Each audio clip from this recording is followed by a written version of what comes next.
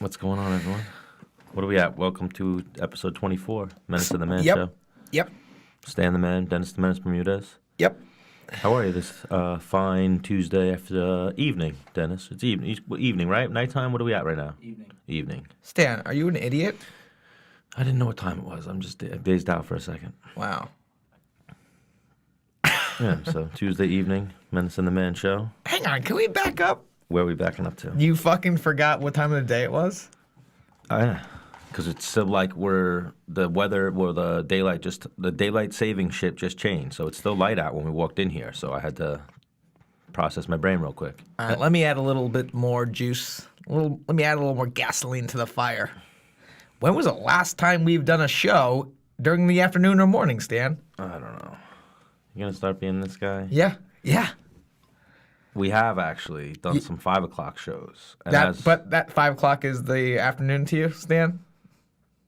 I just went really low on my headset. Would you just give a thumbs up? When does it become evening for you, Stan? When it becomes dark, or starts to become dark. No. No, I think When your the sun afternoon starts is going from down? noon till 5. I think that's your generic afternoon. After 5 is evening. Before noon is morning. There's probably an actual And then I would say definitive answer. I would say 4 a.m. is the beginning of morning.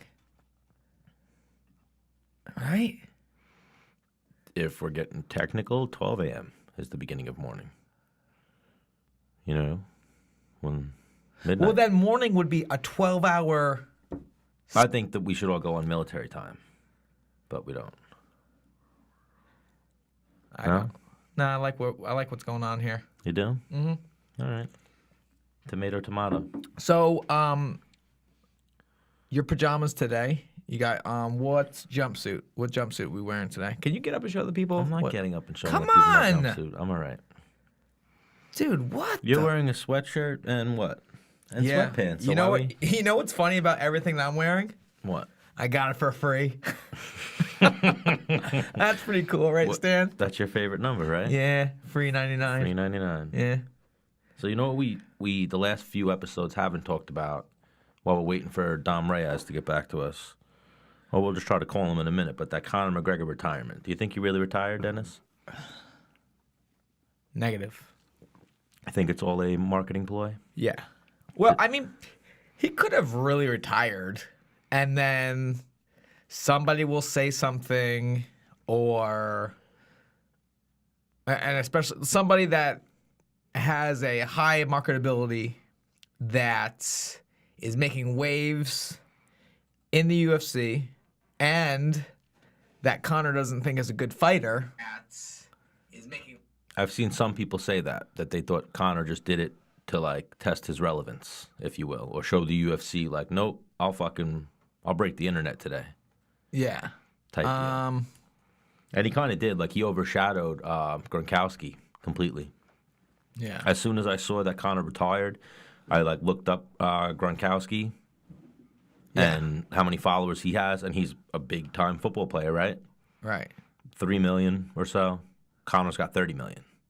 Thanks. So it's like, yeah, he fucking. Now, is there any chance? They're paid for. No. Is there any chance, Conor saw the Menace, go out on the dub, and He didn't go out on a dub, but there's a good chance that he saw the Menace go out and was like, you know what? what's his last fight, Floyd? His last fight, he's gone out his last fight was Khabib. And the Oh, fight that's before right. that was Floyd. So Right. two L's in a row. Oof. As a fighter, he's probably in a fucked up place mentally, too, right now. On top of being on top of the world with his whiskey and the fact that he's Conor McGregor, he's also dealing with, professionally, the casuals, if you will, or the people who his non-fans are like, you got fucked up twice in a row. Who the fuck? We don't even like,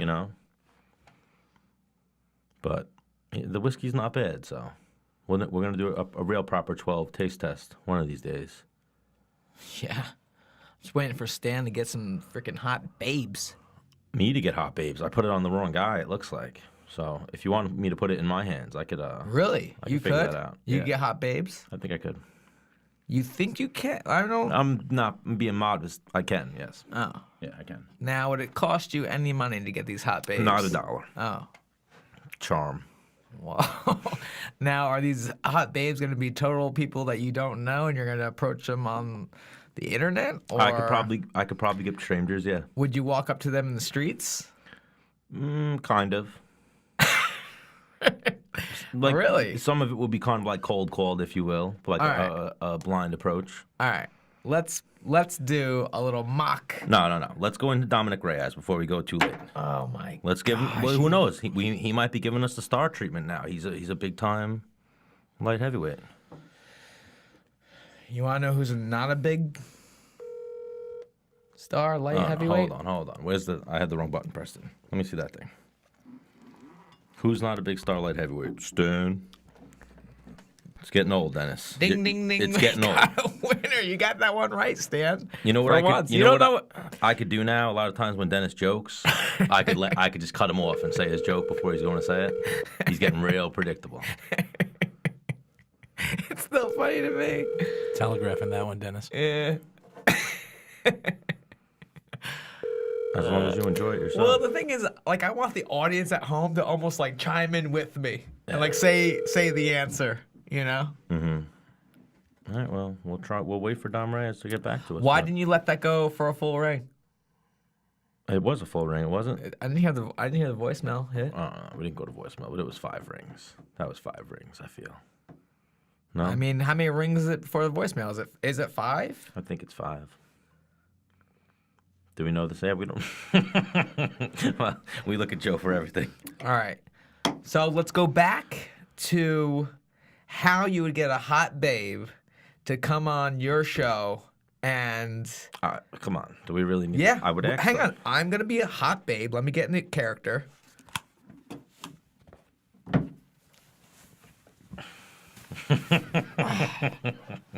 I'm already not interested, to be honest with you. The way you're groaning and shit. All right. Listen. All right. Listen, sweetheart, I'm normally not this rude, but... Shut. All right, hang on. You're going to open up with, "Excuse me, sweetheart"? Yeah, I'm normally not this rude, but you have something going on with your breasts. I don't know if it's the bra. I don't know if it's the actual nipples, the boobs, but you got something going on. Fuck yeah. You're fucking fat.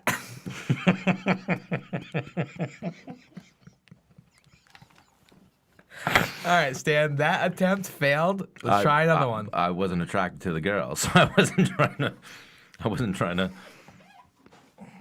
I already have people in mind that I will ask, and I'll say, hey, me and Dennis are trying to make a video that maybe will go viral a little bit. We're going to set ourselves up. It just needs to be 30 seconds to a minute. Hang on. Back the fuck up. You need to get my attention, sweetheart. People I know, like I already said.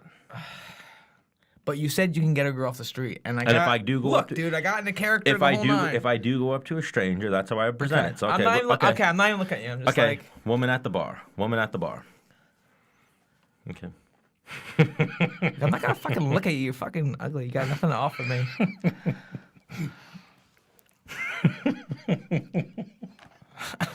Yo, your portrayal of a woman's hysterical. You're just like... All right, hang on. I'm not making eye contact with you because you fucking suck. Like, how are you gonna get my attention? Well, first off, there you go. I would wait for a woman to even throw me a vibe a little bit. Like, I need to get that glance a little. She doesn't need you, Stan. Then I wouldn't go to that girl. Oh my gosh. Okay. You're literally saying right now, Stan, pick up a girl who's totally not interested in you, and she's talking shit about you out loud. Hang on, aren't you trying to? Hang on, you're just trying to get a good-looking girl. She has to be interested in you to come on your show to try. No, but you're giving off a totally standoffish vibe. I'm not gonna walk up to you presenting you with, hey, you want to come on my show and like do like shoot a little video with me and my friend.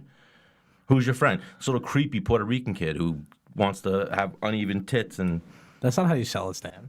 I know, Stan. Fucking. That's not how I would sell it. Oh my god! All right, so now I'm at the bar. I'm freaking. Exactly. I wouldn't sell it to a girl who wouldn't be interested. I'm at the bar. My drink's getting a little low.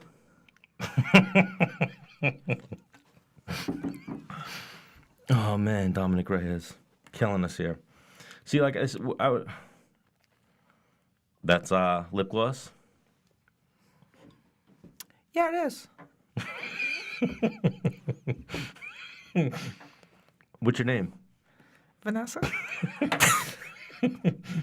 Hi, Vanessa. Stanley. Hi. Hi, Stan. Where are you from? Meadowbrook. Meadowbrook. Is Meadowbrook a town? Is Meadowbrook a town? Nah, I live by the Meadowbrook, I meant to say. Meadowbrook Ave. You live off Meadowbrook Ave? Yeah. In what town? Plainview. Oh, that's nice. I live in Lyndhurst, so not too far from you. More like. Oh. Did you graduate from there? I did. Yes. Okay, well. Why, you know anyone who went to Lyndhurst? Why do you ask? There's a couple fighters there, no? Who? Oh, well, all right. Well, we don't even want to get into that because, I actually know a few fighters. Hopefully you don't know Dennis Bermudez. Oh, Dennis? Never heard of him. Oh, you never heard of him? No. Well, that's even why I kind of approached you. I don't think I'm one of those guys who just comes up to a girl in the bar. I kind of saw that you were attractive. Okay. I'm sorry. I saw that you were attractive. So what we're doing with our show is we want to make like a 30, 60-second viral video. We want it to basically shoot like, an attractive woman like yourself, drinking a shot of whiskey with myself, Dennis, maybe another woman or two. I drink tequila. Would you ever drink whiskey? Depends how much you're paying. How much I'm paying? What would you need to... Because last time I drank whiskey, like I fucking, I blacked out. I went down on like 2 black dudes. Well, we're not looking for that. We're not going for that. We just want you to take a shot, worst 30 night of seconds. my life. Yeah, it'll be like... Or I wasn't the best, I don't know. It'll be like a 1, 2, 3 thing, and then we're done.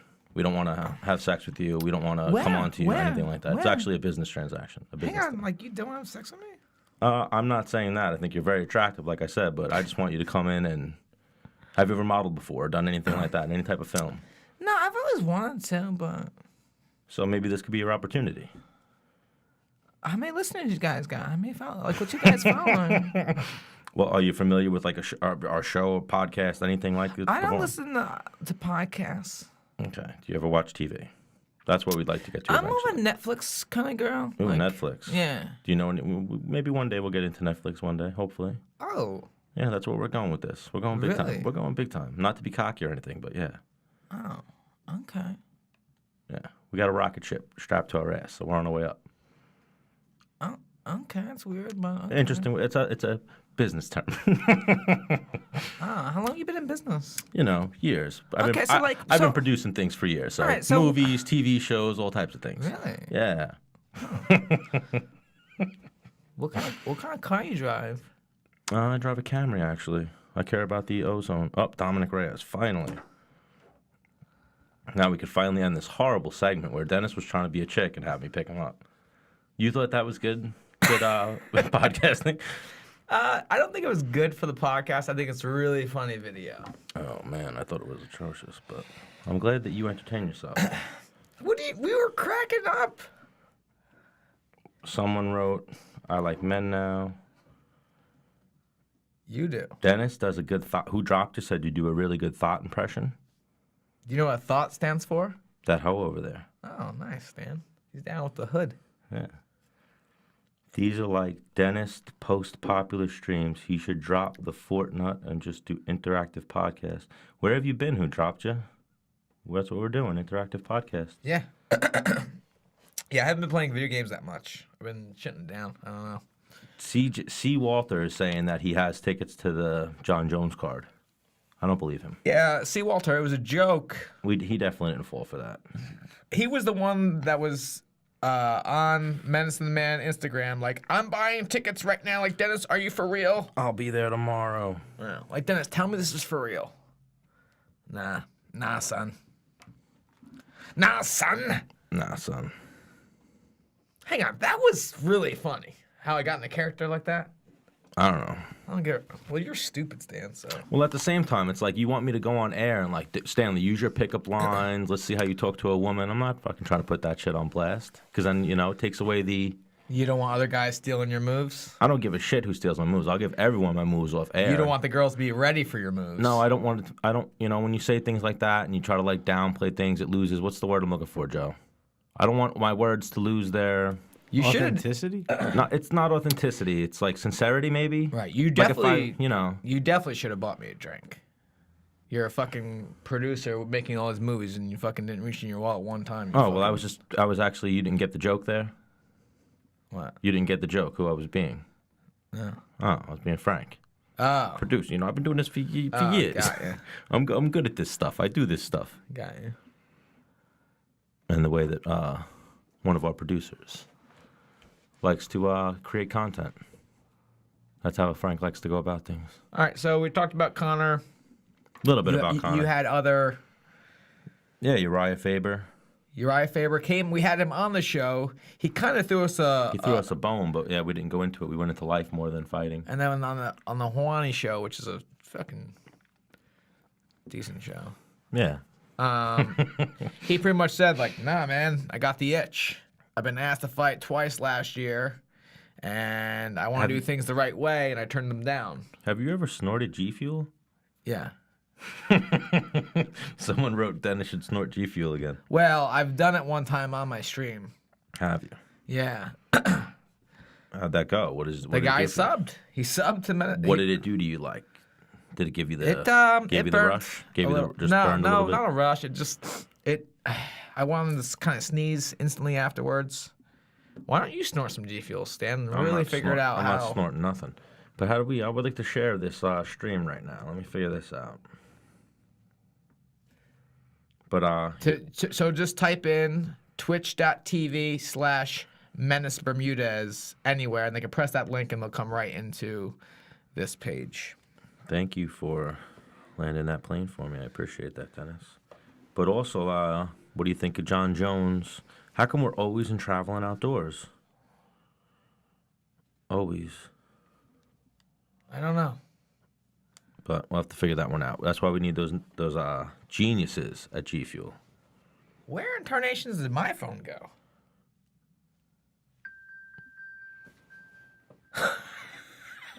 Where is it?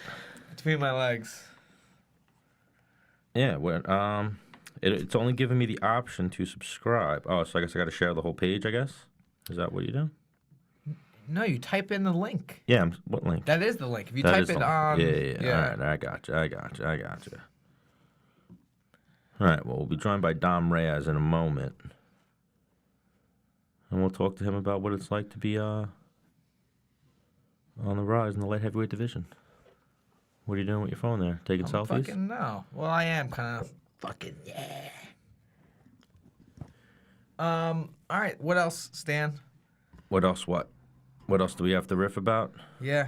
Well, Uriah, do you think he's going to come back? 1,000%. I think he was trying to have a little Riff with you? with Dominic Cruz. Like, He said he was trying to be like nice to him, Yeah. but Dominic was being like, or Dominic still hasn't blocked on social media, Really? and he was like, dude, like I'll come out of retirement and whoop your ass. No, I didn't see all that. Yeah. What did we say this is? 23 or 24? 24. Episode 24. So far, it's been a little weird. Dennis was getting in touch with his feminine side. No, if you dude, will. acting. Acting. Okay. Yeah, you can't act for shit. I can't act for shit. No. I'm not trying to be an actor. You are trying to get into the acting game, right? Yeah, because I'm fucking multi-talented, dude. Okay. So what are you trying to say? I couldn't act? Right. Exactly. I think if I was put up to the task, I could act you under the table. All right, Stan. Fucking, you want to have an act off right now? How do we have an act off? I think you know. I have no idea. How do we have an act off?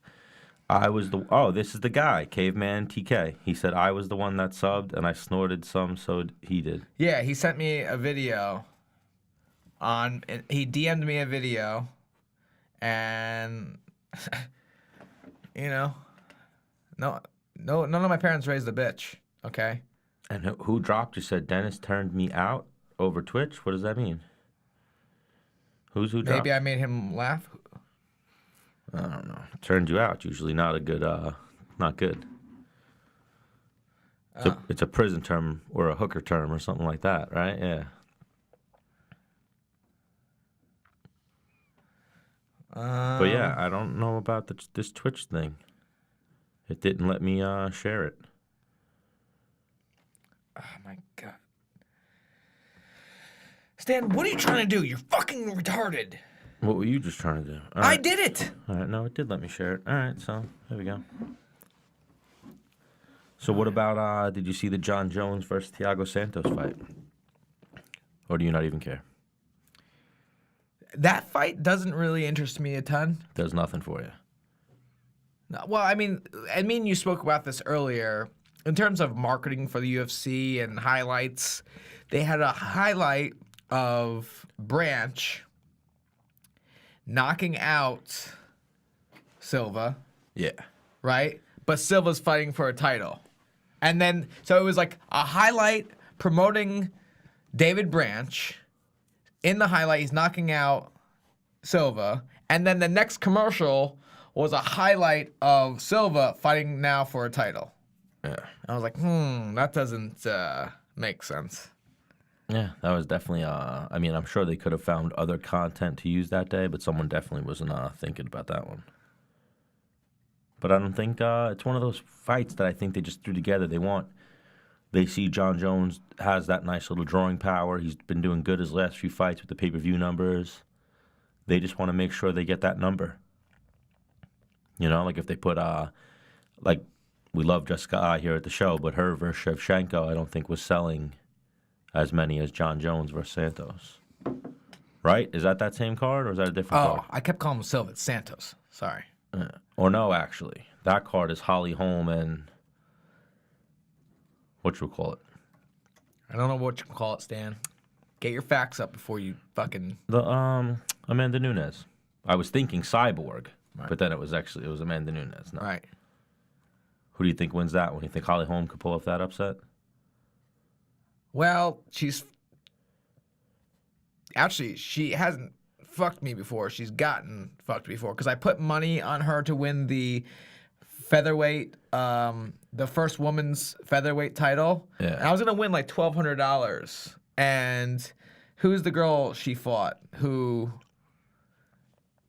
first featherweight champion, and she didn't want to fight Cyborg, so she forfeited her title. Oh, Jermaine Durandamain? Yeah, and that fight, I thought Durandamain, how the fuck you say her name, lost, and then I lost $1,200. I had a parlay going. Yeah, why is my brain drawing a blank? Who's the main event of UFC 238? I know it's Shevchenko and Jessica I is the co-main event. Oh, Morales and Cejudo. I was mixing up my events there. That's going to be a good fight. That's going to be a really good fight. Yeah. But even there, is that a huge, drawing fight? I think so, because they're both knocking dudes out. Super athletes. Now, in terms of marketability, Moraes doesn't speak very good English. Yeah. He has, one of those voices. Like a really, I guess high-pitched or... Dominick Reyes. Hey, how's it going? How are you? Thank you. Thank you for joining us. Welcome to Menace and The Man. Yeah. Yo, Dominic, I'm so happy you called because I had to talk to Stan by myself. And I was actually thinking about shooting myself in the face. Well, I'm glad I saved you, man. I know, man. We're a little bit in a very sad place without you, man. We're both like prisoners in here. Thank you, Dom, for saving me because I had to talk to Dennis. Dennis wants to pretend like he's a chick and have me try to pick him up and all this type of stuff. That's what he's going with. Dom, don't listen to his malarkey. All right? You gotta practice, man. Well, no, because he's talking about proper 12 and how he wants to blow Connor. I'm like, dude, don't fucking put his penis in your mouth. That's weird. And he's like, and what we're going to do is I'm going to get a hot babe to come on the show and drink proper 12. And I was like, oh, you're going to get a hot chick? And he's like, yeah. I'm like, how? On the internet or in person? Then he says, Bo, I could do either or. And I was like, oh, you can get a girl in person. So then I took off my hat. I took off my hoodie. I put my hoodie underneath my shirt so they looked like great breasts. And I said, pick me up, Stan. And he fucking sucked. And he sucked, huh? Yeah. Dang, man. Yeah. Sorry, Stan. Sorry to hear that. Dom, it was not the type of girl you would try to pick up.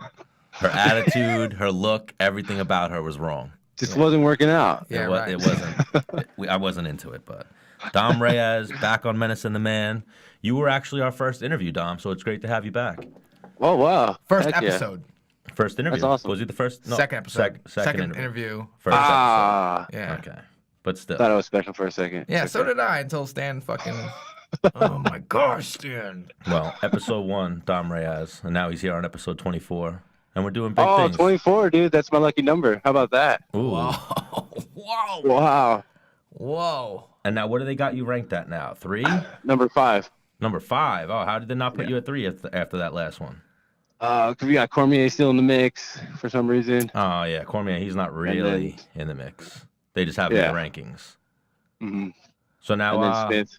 that last whatever. one, Volkan Ozdemir, how'd you see that fight? Did you think you did enough after the fight was done when the judge was reading the decision? I did.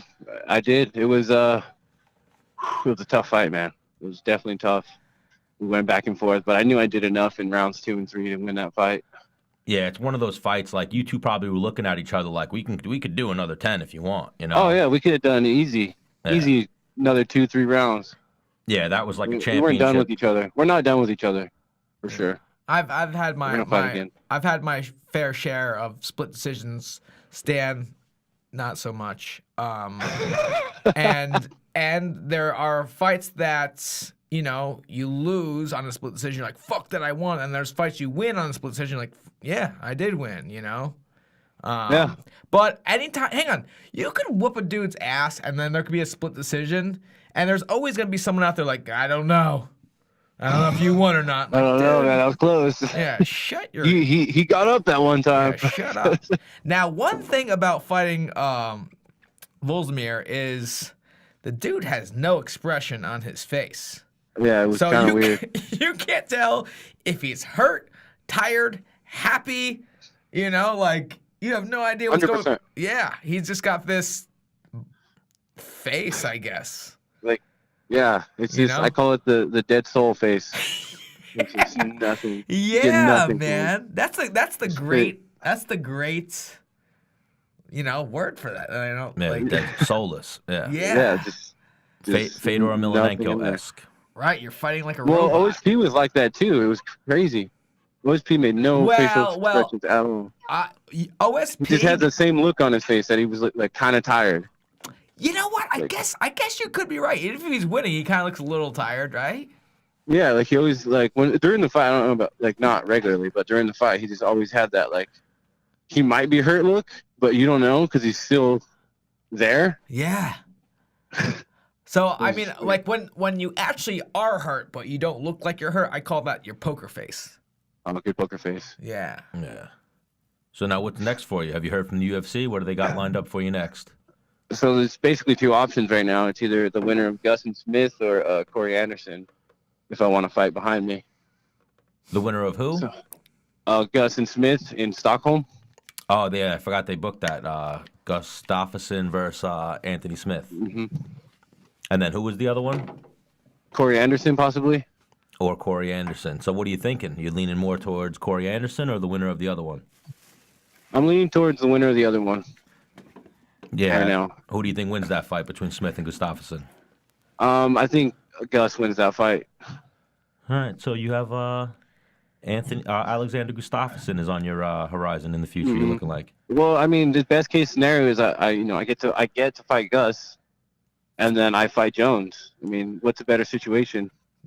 You got to figure it out, As dude. far as legacy wise. Yeah, it's as amazing. your manager of Menace and the Man, I say that I like that path. Yeah. Appreciate that. Well, Yeah. Great talk. Now, what do you think about this Jones versus Thiago Santos booking? You think Santos can pull off that upset? I think he could, but I hope he doesn't. Well, you want to be the guy to take down Jon Jones. Yeah, man. So now, like I know, like Chris Weidman, like when he got into MMA, like Anderson Silva was the guy. So it was like Anderson Silva or bust, and he just was fighting, and his goal was Anderson Silva. When you got in, Jon Jones was the man, right? Mm-hmm. Same exact situation, man. Yeah, that's what I was just relating to. Yeah. So It's like the beginning of the end game. Yeah, so where he's taking on all comers and training for whoever, thinking about DC, maybe thinking about moving up to heavyweight. You've been thinking Jon Jones for years. Mm-hmm. Yeah, so you think that next fight, you're right in the mix right now, so that next fight should get you there. You think a win over Corey Anderson would get you that title shot? I'm not sure. I'm not sure it would. But you think I think Gustafsson gets it default. for you? Because then I think Gus 100% gets it for me, whereas Corey, there's factors involved. Because Yeah. real quick, Gus was on the EA Sports video game, right? He won Yeah. that little competition. He was hyped Yeah. up for a minute, yeah. Yeah. After you beat him, would you give him a copy to sign? 100%. Yeah. I would sign it too. Yeah. And I would also after he signed it, I would sign it, and then I would put the time I beat him in, or the scorecards or round. whatever. Yeah. Well, you were in that one as well, right, Dennis? Yeah, but I wasn't on the cover. Now, Dom, Yeah, being on the cover is do pretty you cool. play video games, Dom? I do extensively. Oh, all right, all right. Now you weren't. Now in- we- now they we're didn't put you. talking. They didn't put you in the UFC game yet, right? No, man. I think I'm gonna be in UFC 4 though, because they were doing voiceovers for it today, John and Nicholas. So Oh, that'd be insane if they kept you out of that one. They got top 5 light heavyweight.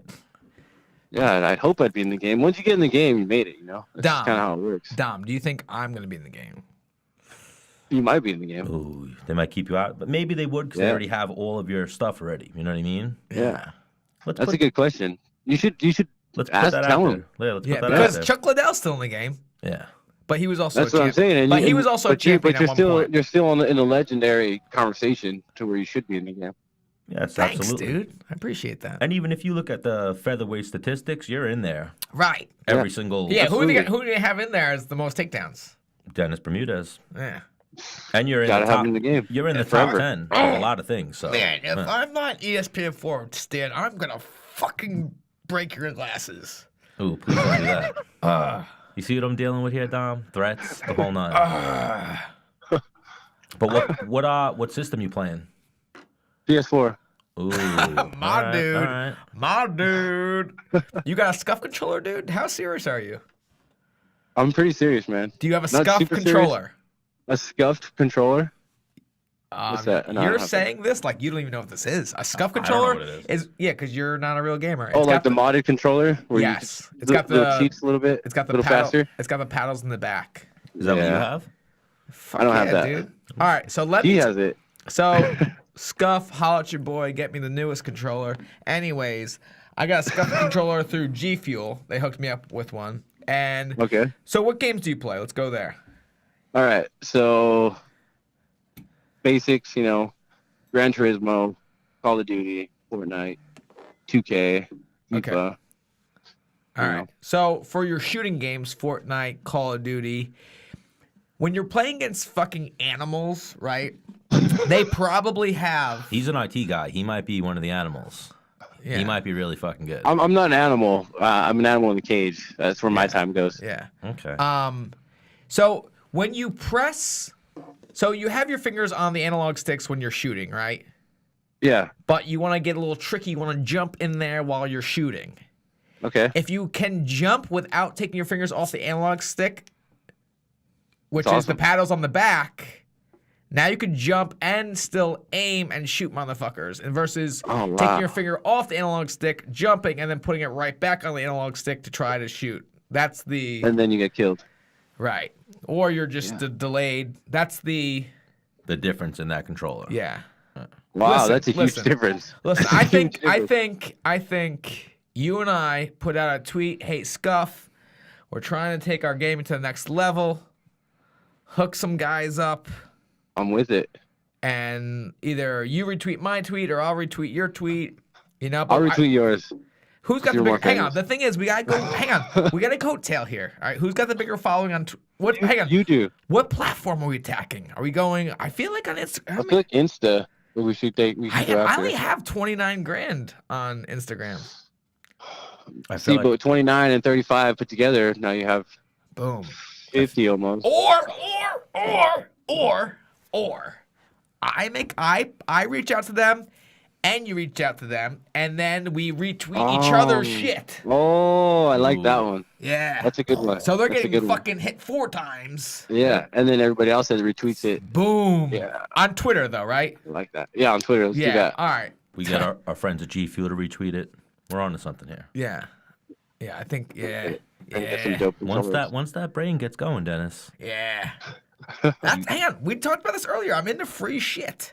Yeah. And Yeah. free shit that I'll use. Or that I Yes, that's want. the best. It's Or the that I way- want. So now what's going on with you, Dom? Would you just get back to California? Okay. You've been traveling, right? Yeah, man, I've been traveling a lot. London, obviously, and then I went to Nashville, and then back to Denver, and I just got back to California yesterday. Yeah, last time we talked to you, you were heading to China. Yeah, that's crazy. I've been going, huh? What was that? Hang on, fill us in. What went on there? China, man. It's an interesting place. It's very clean. There's cameras everywhere. It's kind of like they're almost working on a social point system. It's pretty cool. How was the food? And there's just so many people. It's like the ultimate rat race, man. Food is terrible. The food was terrible. Oof. Terrible. Ooh, that's got to be tough too. Yikes. I imagine you're. They don't, you're well, you're they don't big have guy. a lot of proteins there. Is their problem? Like they just have pork. That's a protein, no? Yeah, that's like That's the fattest. They don't have protein, really though. much Yes, chicken that's the or beef or Yeah, anything. that's the worst. That is the worst source of. What's Yeah, the fattiest? so- Yeah. Yeah, and it's a dirty kind of meat too. It's Yeah. just, I don't know. Because pigs don't sweat. No, So all that shit. and they eat anything. Yeah.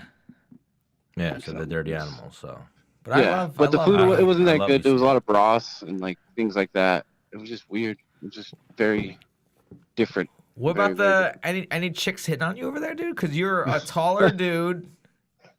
big white man, big white man. Yeah, they like that over there. Let me feel your Uh, muscles. I'm just gonna say no comment on that one. Ooh, I Okay, like that. we like the no comment. I like that. Woo. We like to leave the imagination open here at Menace and The Man. we should open. Yeah. And yeah, everything is hypothetical here. Nothing's here. Hypothetically speaking, of course. We got to come up with one of those legal things where it's like nothing you say on Menace and The Man is legally binding, or like one of those fast talking. Do it all fast. Oh, that's Yeah. perfect. Yeah, I like that, dude. We need to come up with one of those. And then what about London? How was London? Oh, London was super cool, man. London's a cool city. Now, did you plan? There's so much stuff to do, man. The architecture is sick. The food's super good. Now, And did people you, say the food's not good, but we went to every restaurant I went to. I mean, they took care of us. So. now, did you plan the vacation? Because I know you stayed like a week after the fight, right? Did you have that planned? Yeah, or- yeah, I planned that.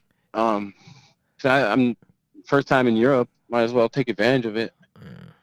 Yeah, and you got the That was really win. cool. You got to see some nice shit. Mhm. The food was a lot better over there, right, than China? Yep. Went to some pubs, some cool like historic pubs over there. Had some drinks. It was cool, man. It was a really good, relaxing time. And now, what's the game plan? Just button it down, get back to training, Yep. and you're looking for that winner. Do you have a timeline in mind? So they're fighting in June, so Yikes. probably So fall. a couple months after that. Yeah. But I do have things I need to work on, and I need to get better at a few things. So yeah, I mean, it's not all bad. I would like to fight again soon, but it doesn't always work out like that, right? I mean, what do you got to work on though? You things. That I mean, I you, just gotta keep sharpening my things up. yeah, you keep know, going what you're doing. Like keep Volkan progressing. Yeah, keep progressing. Like that was the best version of Volkan I believe I've seen. I mean, he was leaner than I've ever seen him. Had good footwork. He wasn't just standing there. I mean, Yeah, like a lot of times you fight guys if they're coming off losses, they're coming off a little rough patch in their career. Maybe they corrected what caused them to lose, type of situation. yeah. I mean, I feel like he was a different fighter, and I mean, I respect him for You know what coming I- out with the best version of himself. Yeah, you know what I really respect about him is his little like fucking. He turns his fist towards himself and he like acts like he's pointing on a watch. Dennis likes the gimmick. He likes the no time gimmick. Yeah, we were talking You like the about no this. time? Yeah, I think that's really cool. But But you're like, dude, I'm gonna take that watch and shove it up your Yeah, fucking. I'm I'm gonna take your fucking- imaginary watch and like shove I it got up no your time ass. for your no time bullshit. Yeah. Yeah. I got no time for your no time shit, all right? Not in the mood for that. Dude, But it's Yeah, good- that, it's that was good an to have- intense. That was an intense stare down with him too. That was Really, an it intense was fight. really intense. Yeah, the whole thing, everything about it was intense. You're right. It was crazy. And Well- then even for both of you guys, like I'm sure when you're at that point, like Dennis, when you're fight or two away from a title fight, like there's a lot of pressure in those type of situations. Yeah. Like you could read it on both of you guys, the pressure of that fight. Like I remember me and you watched that fight, and it was like Yeah. one of those like game of the inches. Yeah. Neither guy taking the crazy risks, and it was very a very high. What's the word? Technical, very technical fight for Yeah, light we heavyweights. were both really respected each other. Yes, a lot of respect. But And we a both lot, wanted to fuck each other up at the same time. So Yeah. it was it was a weird game that we were playing. yeah, but you got the win. So on to the next one with that one. Yeah, heck yeah. So now Yeah. you've been watching Jon Jones from the beginning. What would be the game plan if you got Jon Jones across the octagon from you? I can't tell you that, man. Yeah, Stan. That's the game plan, man. Oh, Well, I don't you know know what I mean. Like, have you seen Kick something his that you feel ass? like you're going to exploit? Well, I mean, I guess. I got a few things, yeah, but if I say, then he's gonna fix it. Right. Yeah. Yeah, Probably John. just- John, I know you're watching Menace and The Man, and we're not Yeah, giving man. out secrets over here. Making nothing. Yeah.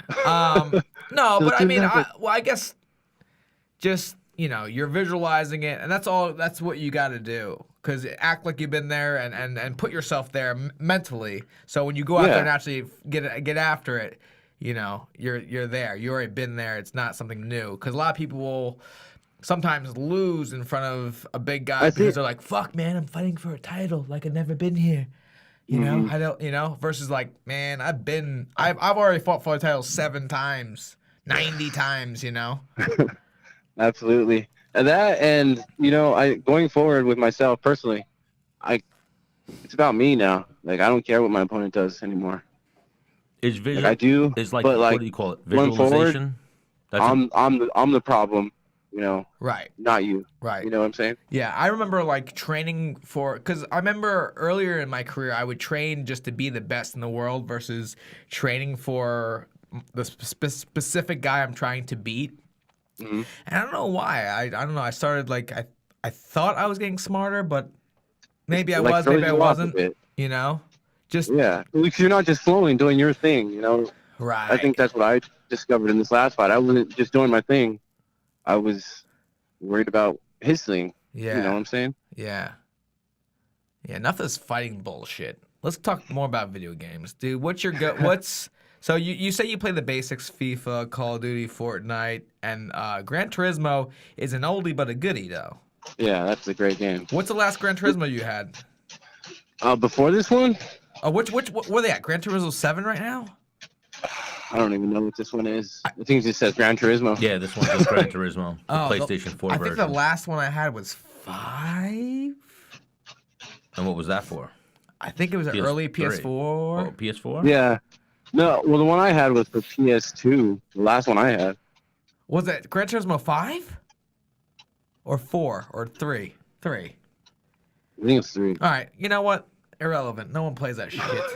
And because the thing is, when you play online, it's like you're playing against NASCAR racers and you can't even get close to winning. Or off the jump, they just crash you. You're like, you fucking. They know how to crash. It's cool how you get like driver ratings. Like if you try to crash people, your rating goes down, and like Ooh. based on the way you drive, you get ratings, and you get paired up against people that like either drive right and are really good, or people that just drive like maniacs. All right, so my how I called it was wrong because I know I played Forza online. I'm like, I'm pretty good at this game. I went at a high level against the computer, and then I went on like multiplayer, and the first turn, people are just not even trying to make the turn, just trying to fucking take you out. I'm like, Just going dude, straight, come on, using you man. as a bumper. But because the thing is, on these better systems, I'm used to having like a steering wheel and like a shifter and stuff like that with the pedals. On like a PS1 where the ratio to turning to actually the car turning was complete shit. Now they're like real cars. I think No, these, it's really like a simulation, man. yeah, I think these people that are crushing it on those games that are winning probably have that setup. No. You're probably right. The full car, little setup. Because Yeah. even the controller, the gas is the trigger, right? Yes, yes. That trigger is pressure sensitive. So if you have it halfway down on, the very limited it goes down, you'll get half speed. So on a actual car setup, you can have much more range of gas control using the pedals. Yeah. Does that make sense? Yes, it does. Yeah. Yeah, technology Makes is sense. fucking crazy right now with video games. So if you want to fucking win, you gotta get yourself a fucking steering wheel. You got to go all out. All right. There's no halfway. So here's what we're gonna do, right? After we get off the phone, we're gonna do a little research. We'll call each other. We'll be like, all right, we're gonna tweet these guys. Yep. Hey, send us. Hey, Logitech, send us. A Logitech shifter. sends a shifter and a steering wheel. Yeah, and the gas pedals. Trying to take our game to the next level. Yeah, hang on. We going clutch? Can you drive manual? Yeah. Nice. Yeah. Fuck yeah. You know who can't drive manual? Who? Stan. Stan. I can. I just told Dennis I don't want to grind up your gears. Do you want me to drive your car right now and possibly grind up your gears? I will. Well, if you can't find it, you got to grind it, man. Yeah. Well, hang on. If you're grinding gears, then you can't drive manual. I don't drive manual on the regularly, but to get out of first, probably in the beginning, I'm gonna grind your shit, and you're gonna go, "What the fuck?" And then I'll get out and start driving. First? Dom, look at this guy getting all fucking jammed up, right? That's painful, man. Well, you're putting it out there that I grind. I don't know how to drive manual. I'll admit I really don't, but I do. And You're talking about driving, manual cars like you do guys. You just get in there and you just grind gears and. That's not what I was saying. He's always but- on Grinder at night. This guy. Oh, come on, Dennis. You know that is untrue. So let's go there, Dom Reyes. What's going on in Dom Reyes' dating life? Woo! Oh, it's let's just say it's confidential. Ooh, confidential. Okay. So there's one girl? No, confidential. Yeah. Confidential usually. Confidential, man. Yeah, It's confidential confidential. usually means you don't want to incriminate yourself. So we got your respect right there, Dom Reyes. We won't do anything bad for you here. Dom Reyes, appreciate he's a one woman type of man. Yeah. You know what I mean? Yeah, exactly. One woman type of man. 100%. That's the way you got to be, Dom Reyes. You got to treat these women with a lot of respect and just show them the love. It is. Respect. All right. So what else is going on with you? You still training Team Quest, I'm sure, right? So I was at Team Elevation for this last fight, but now I'm back in Cali. Team Oh, so- Quest, Cobra Kai. You went to Colorado with Curtis Blades for this last fight. Mm-hmm. Now, do you notice the difference training at Elevation? Yeah, man. I mean, Volkan broke my nose in the first round, and I was my strongest in the third round. So the elevation training definitely helped. Proof is in the pudding.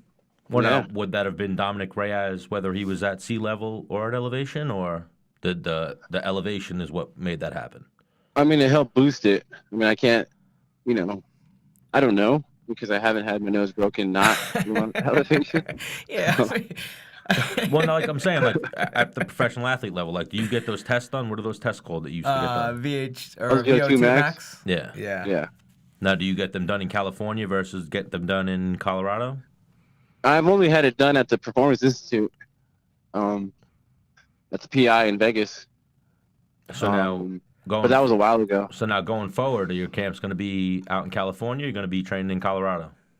I think I'm gonna split it a little bit. I think I'm gonna do a couple weeks in Colorado and then back to California to refine everything and finish it off. Yeah, I think That's what I did before. Yeah, I think that's a great idea. Just because sometimes doing one camp in one spot, right? You're like, fuck this place, man. Just because the work, It gets a little stale. and just a little bit, yeah, exactly. Change of scenery, new people, good energy, or. You used to do New York, then California a little bit. Yeah, I would go out to California just to get away from fucking the problems I had here, if you will. I didn't have to put gas in my car. I don't have to fold, laundry. I don't have to. You could just focus on the fight. Just in focus California. on training. Yeah.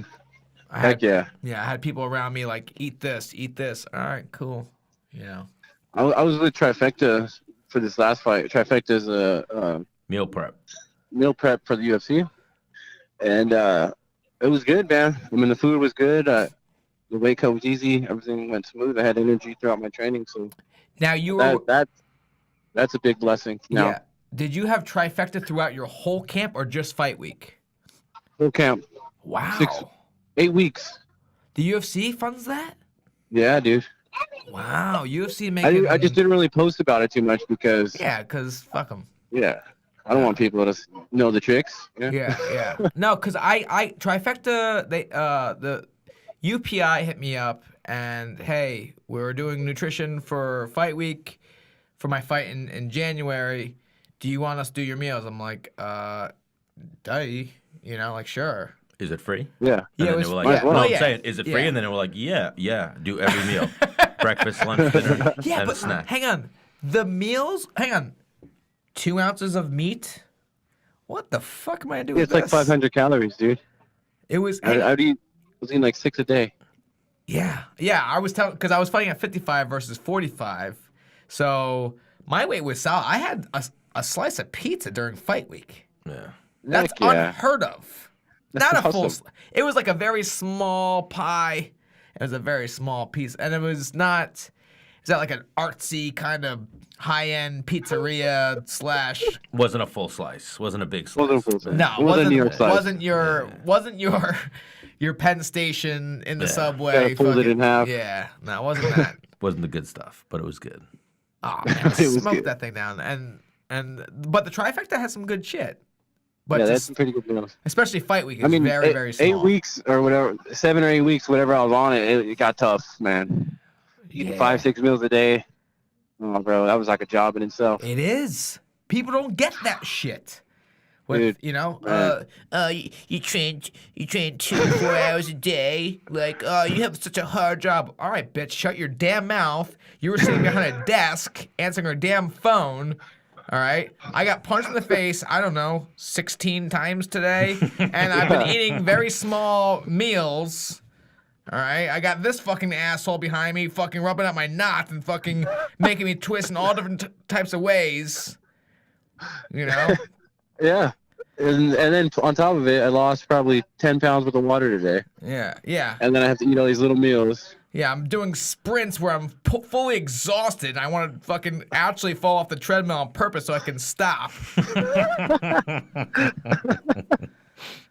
But my But job. my job's easy. Hey, but my job's easy. Yeah. Go fuck I don't yourself. get it, man. People really don't really truly understand like what high level athletes have to go through. They just see the result and they think it's easy. Yeah. Oh, especially now, the point that fighting and mixed martial arts is at. You guys are, if you talk to a football player, basketball player, they'll be like, I'm not fucking doing that.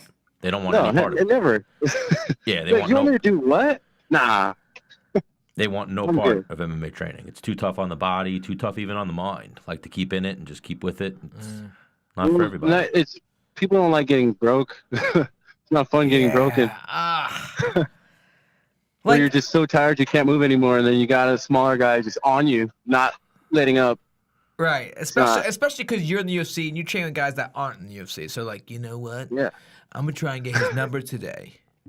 Exactly. Coach is gonna have an Exactly. eye on me. He's gonna tell me I got potential because I I'm fucking. next. I'm Yeah. going to beat up Next. Dominick Reyes, and then people are going to look at me. 100%. Yeah. I know it's 100%. round 12, but I still won. You got people rotating on you. Yeah, I don't care if he's getting rotated on. I still won 2 minutes of that round. Right. Hang on. That's one of my claims of fame. Sparring with Chris Algieri. He was in. It was me, Andre Harrison. Algieri. Yeah, he went to Stony Brook. Yep. And my buddy Tom English. So we each did 2 rounds with Algieri. And Algieri was in for all 6. I went in the middle rounds, and and there were only 3-minute rounds, so I was putting out fire. Volume. Yeah, Volume. It Like was super super high. volume, Super you know? And you Like know? this might not even land, but it's going out there. Like, yeah, you just throw Oh it. no! Well, I have short arms. You So were just I'm in his face. You were in his face. Yeah. Yeah. But every You're time he in his marched face. forward, I have to respect him. Like, oh shit, fuck. Damn, he's coming. Yeah. Man, and he's good too. Yeah. No, he's good, man. Now how'd those rounds He's go, ripped. Dennis? He's ripped out of his mind. Huh? That How'd guy. those rounds go? Well, according to Ryan LaFleur, I won them. Well, okay. Oh. With the pressure, with the okay. pressure. Yeah. I feel like that's one of those things. Like even in you could say like the Volkan Dominick Reyes fight, some of your split decisions, like that's a big thing. But then it's like a weird gray area in judging fights, like the guy going forward versus the guy going backwards. Who it's really like, you know what I mean? Like, what's the word? What's the Yeah. term? Well, I was Aggression. going backwards with landing. Octagon Yeah, that's what was control, working out for me. aggression. Yeah, that's what I'm Like, saying. I was moving, but I was landing, not just moving away. You know. Yeah, Like that Just was like fighting a on the chess outside. match, Yeah. if you will. And it's a weird, they don't have that criteria really figured out yet for judging. So it's always tough with those fights.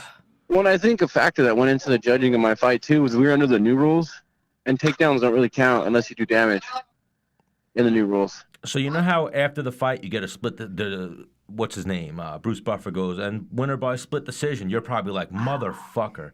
Right there, the fighter probably gets a little jolt, and they think like, I could fight a little bit more. Bruce Buffer should read the scorecard and be like 29-28, 29-28, 29-28. Going into the final round. We have a split decision. We're going to go to a sudden victory round. And then the two guys would, right there, whoever wants it more is going to win that fight. What are you talking about? The one guy already won because it's a split decision. But I'm saying, Yeah. I think split decisions are like one of those type of deals where... Yeah, but then it could It's become 2 out of 3. now it could become a super duper split decision because now it could be 2-2. You nincompoop. No, you fight to this...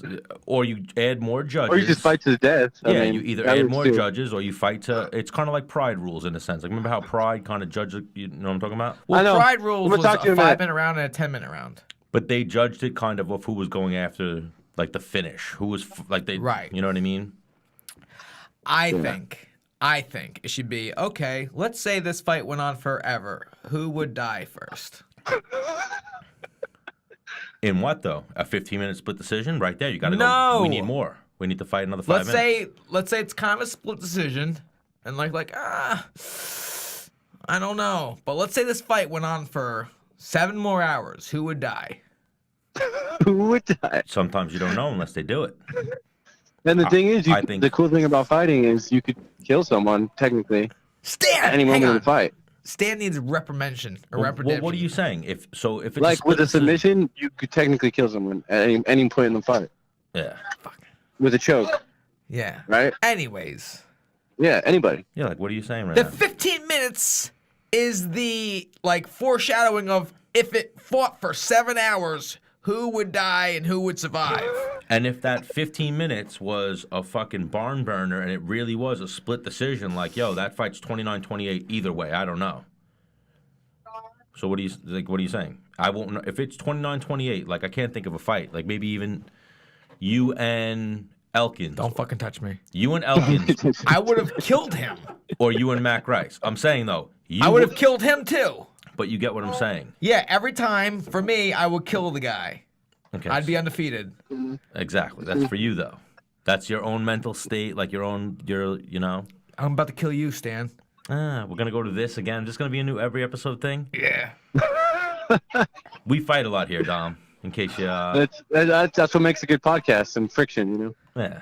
Ooh. We create a little fire with that. Yeah. Absolutely. Yeah. I'm going to start using friction a lot more now because of you, Dom. It's a good word. Stan, maybe you have a lot of friction, you fucking... Friction makes fire, though. Yeah, Or, it's friction, man. or things burn up and fucking disappear. Now, Stan, when you're alone with another girl, do you like friction? Love it.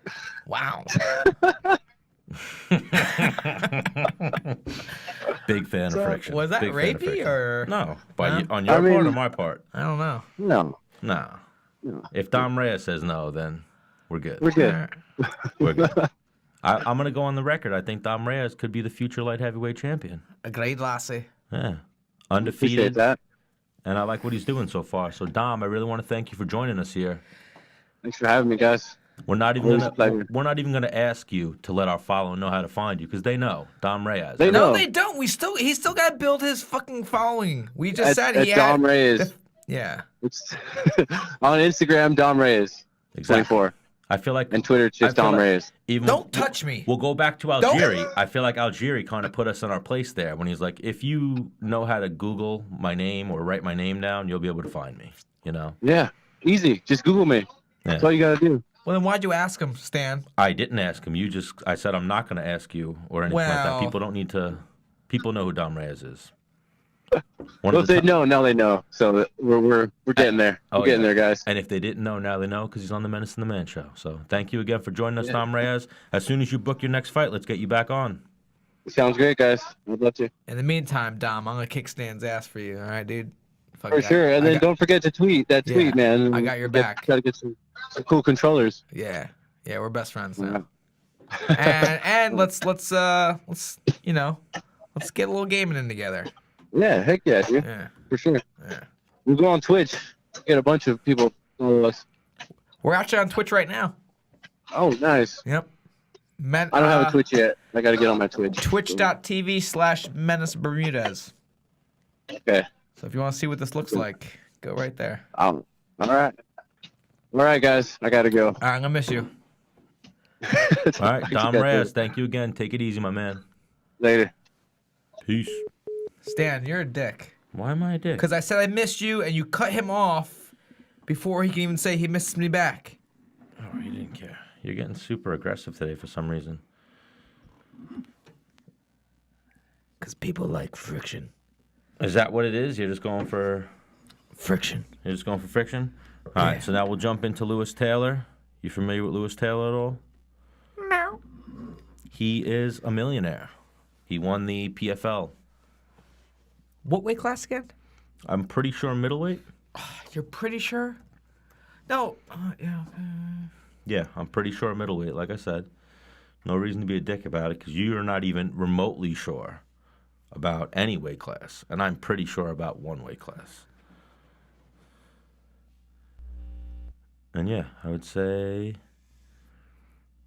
I think middleweight. You know what throws me off is he fought, middleweight. He fought John Howard, who bounces between weight classes. But yeah, he is the PFL middleweight champion. All right, call him. All right, well, I told him to call him when he's ready. Or I guess you want me to give him a call? Show me a little picture of this handsome lad.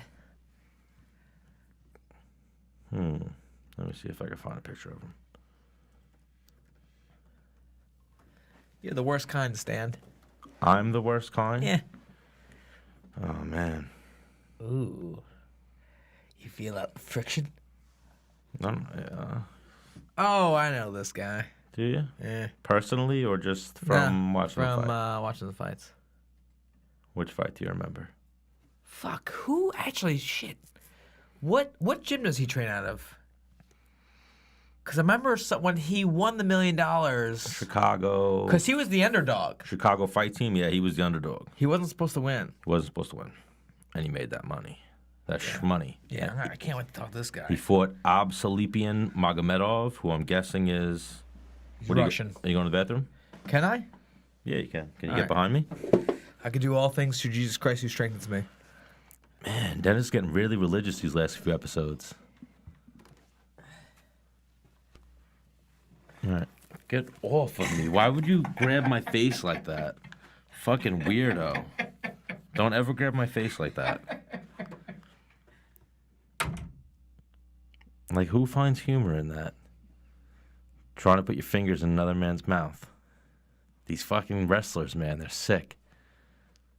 How long did you wrestle for? 5 years. Oh, Joe, so you're like a borderline. You might be a borderline. Sick fuck, Joe. These wrestlers are sick fucks. Well, good interview there with Dom Reyes. When Menace gets back, we will try to call Louis Taylor. Let me pay a little bit of attention to the chats. What do you mean, Pitbull? Like Kimbo Slice versus Dada? I don't know what he means by that. Evil Mono, I don't know what you mean by do it, do it, do it. 4 more shots for the threats? I guess you gotta, like, pay attention to the chat. So, Caveman, get drunk. I don't know what you're waiting for. For real, bro. I don't like people grabbing my mouth. Get the fuck out of here. I'm not letting you grab my mouth. Ow! Get off me. You know what I was going for? I don't know what you were going for. And I'm going to get it in due time. What? It might not be this episode, but it will be that episode. What are you going for? Fish hook. I was going to say fish hook. You sick fuck. Is that like your move in the bedroom, or? No, I do it to my children. You fish hook your children? Oh, my God. They go wherever I want them to go with a good old fish hook. That's so bad. I don't do it my hardest. That's so bad. Just enough for a little tension, you know? Like, What's your drinking game, Caveman? Give us something. Oh, gosh. Menace is already over here trying to put fingers in other dudes' mouths. And then going, I do it to my kids. It's okay. So would you go up to a random guy and do that? Like a random guy in the bar? It depends if you look like a cuck or not. A cook? A cuck. A cock. A cock, yeah. No, a cuck. C-U-C-K. That's a dude. Who likes to be dominated or what? No, it's like a dude that like, it's essentially a weak dude. A weak cuck dude. is like someone who like, All right, let's yeah, go. dude, you gotta Let's sex go my Louis girlfriend. Taylor, and then we're going to go with some heat. We're going to go for your boy, right? Yeah.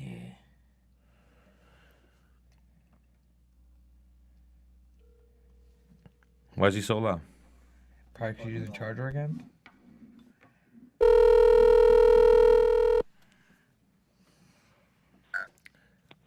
Hello? Louis Taylor, Yes, how's it going? how are you? Welcome to Menace and The Man. Oh, good. Thanks for having me on. Stan the Man here. Dennis the Menace Bermuda is joining me. Whoop whoop. So, how you guys doing? What's up, dude? I'm gonna cut you off. Sorry, and I'm gonna let you know this is gonna be the best interview. Not even an interview. The best show you've ever been on. Oh, that's what's up. All right, we're gonna talk about fucking breaking the law, beating people up, chicks. We can go wherever you want. Drugs, drinking. Hey, I'm not trying to pull a Cardi B and incriminate myself. Well, the thing is, everything on the show is a lie. Everything's hypothetical. all right. Yeah. Okay, there you Yeah. go. Yeah. Everything's taking your word for hypothetical. that one. So, Louis Taylor, how's life going, man? You won that PFL money last. When was that? How long you been rich for? Since December. I'm still poor. Yeah. Yeah. But it's been about 4 months now. 4 months yesterday. 4 months yesterday since New Year's Eve. Louis Taylor won the PFL middleweight championship. What are you doing with the belt? Where's the belt sit every day? You take it with you? Is it sitting home? You know, the belt makes this every now and then. The belt pops out for special appearances. Some people think I keep it in the trunk of my car when they see me. Like they be like, "Hi, where's the belt?" You know, like it's just with me 24/7. Now, I get that home, but if you gave me the heads up, I'd have brought it. how many chicks have you picked up with that belt? Girls like Not belts. only my wife. I picked up my wife and my daughters. Man, All right, good answer. Good answer. yeah, it's not safe if I give a different answer. I get killed at home. Touche. But hang on, you can't tell me you like haven't not fantasized, but like you know what? If I didn't have a wife and kid, like how many chicks could I get if I was single with this belt? Right? You know what? If I was lucky, I'd say one, because that's all I need in life is one. So if I didn't have a wife, I would still be looking for one. But I'm not saying that one wouldn't be worth 10. So you gotta look at your value system. Yeah, mine sucks. Yeah, it really Yeah, sucks. you can take a bunch of ones, or you can get 110. So what do you got going on over there? You got like your ride or die? How long you been with your lady? We've been together for about 15 years. We've been married for 11. Oh yeah, so ride or die right there. How old's your daughter? Oh yeah. We got two beautiful daughters, 10 and 9, and they gonna be a handful in a few years. So I gotta make sure I stay sharp. Oh yeah, you gotta. Oh man, you gotta keep your game right. You got know? a few years till that's like a real problem. Unless you get them into the books, keep them hard into the school, and boys are poison. But you know, you got a couple years where now, like, is that going to be one of those things? Like, I'm sure you've seen Bad Boys when Reggie comes to pick up the daughter. Nah. You know, the thing is, I had a good hand at raising my sister. So, you know, certain people, before I even meet the guys, they know what to expect, and as long as they act accordingly, we won't have no problem. Yeah. Now, where did the nickname come from? Put the guns down, Taylor. Where did that come from?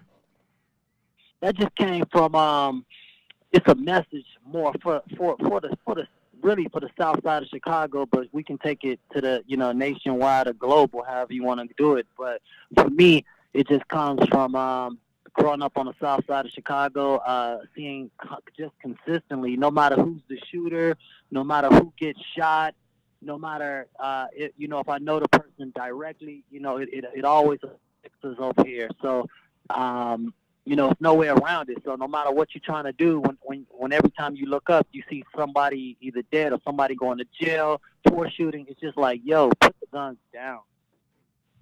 Yeah, so it's kind of like a message, like a mantra almost. Yeah. I call myself the handguns Louis Taylor, but I have to let the message speak louder. So people, when they look at me and they see me maybe on their TV screen, and they might know me as Boo Boo from the South Side, but when they see me and they say my name is Louis, put the guns down, Taylor, they have to know where I'm from. And, it's different when you catch a priest or somebody like that who's never banged or been in these streets and talking about put the guns down. The people are like, man, who are you, But my street cred speaks for itself. I've proudly walked with my head high and walked away from that life, and I've done it without toting a gun, and I'm still alive. Unfortunately, a couple of days ago, you lost hip-hop artist Nipsey Hussle to gun violence as well. So it's still all around. And the thing is, it's just us killing us, and or however you want to put it. You know what I'm saying? So it's just for me, it's just a reality that guns in America are bad. Now, I'm going to play devil's advocate. I agree with you. I think you're a really, really good guy. Now, do you think there's too many human beings on Earth? I would say no. Because I love humans. But in terms of resources and shit like that, and like fucking the cows that we use and water. But again, I'm not saying, if we had a master plan about how we broke down those resources, and it could all be still done better. Some people don't need a 9-bedroom house for 3 people. Right. You don't need to run the shower for an hour before you get in there. If everything was conserved, then it would be a different system. But the way we live right now, we're not worried about saving. We're not worried about the next generation. And that, again, all ties into put the guns down. When you preserve life, you carry a different spirituality about yourself, about just humble. Yeah. So like I said, I was playing devil's advocate, I think. But do you think there's anything in like, let's not kill any more people, but let's maybe slow down production so that we can reserve our resources? Unfortunately, if you playing it if I play devil's advocate, the country needs more people. The country needs the population to grow. When you look at sleeping giants like China, you look at Russia, their numbers are dwarfed now. Well, I'm not talking about. I'm talking about as a unit. That's why we're making bigger bombs just to, Well, no, I'm talking about as a world, not just United States. No, but think about it. If everybody wasn't restricted to, you have to live in a small Beijing city, and you spread it all the way out to these middle of Nevada where no one's living, there's places for everybody, and resources can be spread. Life can go on. But it all has to, it all has to be under one mastermind and one smart individual who can ration all that out. Yeah, but I think what the problem is money, though, right? No, it's still not money. Because how much money do you need? Yeah. Well, no. We've talked about this. Like, is money a real thing? Do you need under your Christmas tree? No, you hear me out. resources. It's no. What I'm saying is, for some of these big impacting problems to be solved, oil companies can't be paying politicians to. No, man, let's keep doing it this way. Fuck everybody else. We're gonna lose money if we go green, if you will. Yeah. Does that make sense? Yeah, it's always going to be about money. And unfortunately, the government, everybody is trying to set themselves, their second and third generations up, and they don't care about the now. That's the way, especially America, that's what it's built on. It's built on the back dollar. America's all about commerce. It's all about like, man, okay, look at the FDA, they'll sell us right now something and they'll take their money, put it in the back pocket, and they won't ban that substance for 20 years. And that 20 years, that company done made billions. And then they'll say, oh, you know what? This is bad. It was your job to tell us this is bad 20 years ago. Yeah. For example, like, do you think the CEO of McDonald's eats McDonald's? Probably not. Probably not. Yeah, but then think about it. You can't even afford to not eat McDonald's in this day and age. You know, it's cheaper to eat McDonald's than it is to I eat, know it. But healthy. hey, but not for you. Not for you, my man. Not for you anymore. Yeah, no, for me it is too, because No, that's everything I got to try to leave it to my kids. So right. I could not eat. I could eat, steak right now, but then what my kids gonna eat? They're gonna be back to McDonald's and back to Burger King. So I'm not just thinking about myself right now. I'm Right. thinking about my kids and their kids. Now, so one thing with fighting, I remember, because I guess I could be a little stingy with money a little bit, just because It's blood money. it's blood money, and you don't know when your next check's coming exactly. Especially in the UFC. No. So you gotta kind of. I used to spend every check like, man, this gotta last me forever. And then when I fight again, I'm like, I could spend a little bit. But my stepmother she told me, hey, after you win, like, treat yourself. Get yourself one nice thing. And I would have to imagine you got yourself one nice thing after winning the. Nah, Not I one didn't. nice I thing. didn't. You know what I got me? I got me a new dream for another $1 million, and that dream's gonna help out my mom and my sister. And then after that, maybe I'll be able to dream about myself. But I can't dream to self right now when I got so many people in the hole. All right, stop. You didn't build yourself a nice patio at your house. You didn't put in AC system. So everything is exactly the same. I bought my kids Nintendo Switch or whatever, and I bought me a pair of earbuds. That's about the best. All right. All right, we'll take the earbuds though. That's a gift for yourself, and you're gonna get some, some work out of those earbuds. I'm sure. Yeah, I hope I'll be able to write those off at tax time because they are going for workout. Yeah. Now the thing is with earbuds for me is I have this my ears suck because of wrestling and they don't fit for shit. Oh, ouch. Yeah. I have to have over the Well, ear joints. Yeah, ain't no earbuds going up the nose here. Well, now, how are your ears, Louis? You wrestled D1, right? I'm actually, mine are fine. All the years of wrestling and everything. I had little ears to start with, but I got lucky in that department. A lot of people they look and be like, "You don't have cauliflower." I'm like, nope. Now your ears are rock hard though, right? No, they little fragile, little. Most Oh, people, they when got to be see, rock they like, hard. yeah. Most of the people I know who did some form of jiu-jitsu or wrestled for years, that you're like, oh no, your ears are good. It's like, nah, touch them. Like my ears, people think my ears are good, and your ears and your nose, it's supposed to be cartilage. Even your nose, after years of training, you'll notice like your nose doesn't feel like another person's nose. Touch your nose, and then but I don't really walk around. touch your feeling nose noses. and your I don't ears. even like. And then go touch your girl's nose and ears, and you're gonna Yeah, be she's like, a girl, Stan. then go up to your son or another guy. and Yeah, go, he's a little boy, Stan. go up to another guy, and you'll be like, what the fuck? You know, 100%. you might be right there because I'm telling you, like your shit builds up like calluses, like your nose and your ears. You got your hands and everything. It does get a little rough. Get over here, Joe. Yeah, anything from the Let me more have a that, feel. Let me the have more a it feel gets that that thing. impact, the blood hardens and the skin hardens. Like it's just crazy how shit fucking happens. You seen how fighters' faces look, after like years of getting fucking beat up. But I'm one of those guys. I'd be like, I see guys who posting 10,000 selfies, and I just think it's kind of soft. I'm not the guy in the mirror. Like let me look at myself. Oh, I look good. I'm confident and I'm handsome, but I'm not the pretty boy type dude who's just like, I like that know. confidence though. I love that confidence. I'm handsome. I love that. You got to own that shit. Definitely. In fact, if one of my guys start posting too many stuff, I'm like, dude, you got to cut it out. I'm out to unfollow you if you post anymore. Oh yeah, I'm against the selfies, but to each if it's to each girl, their own. To each their own.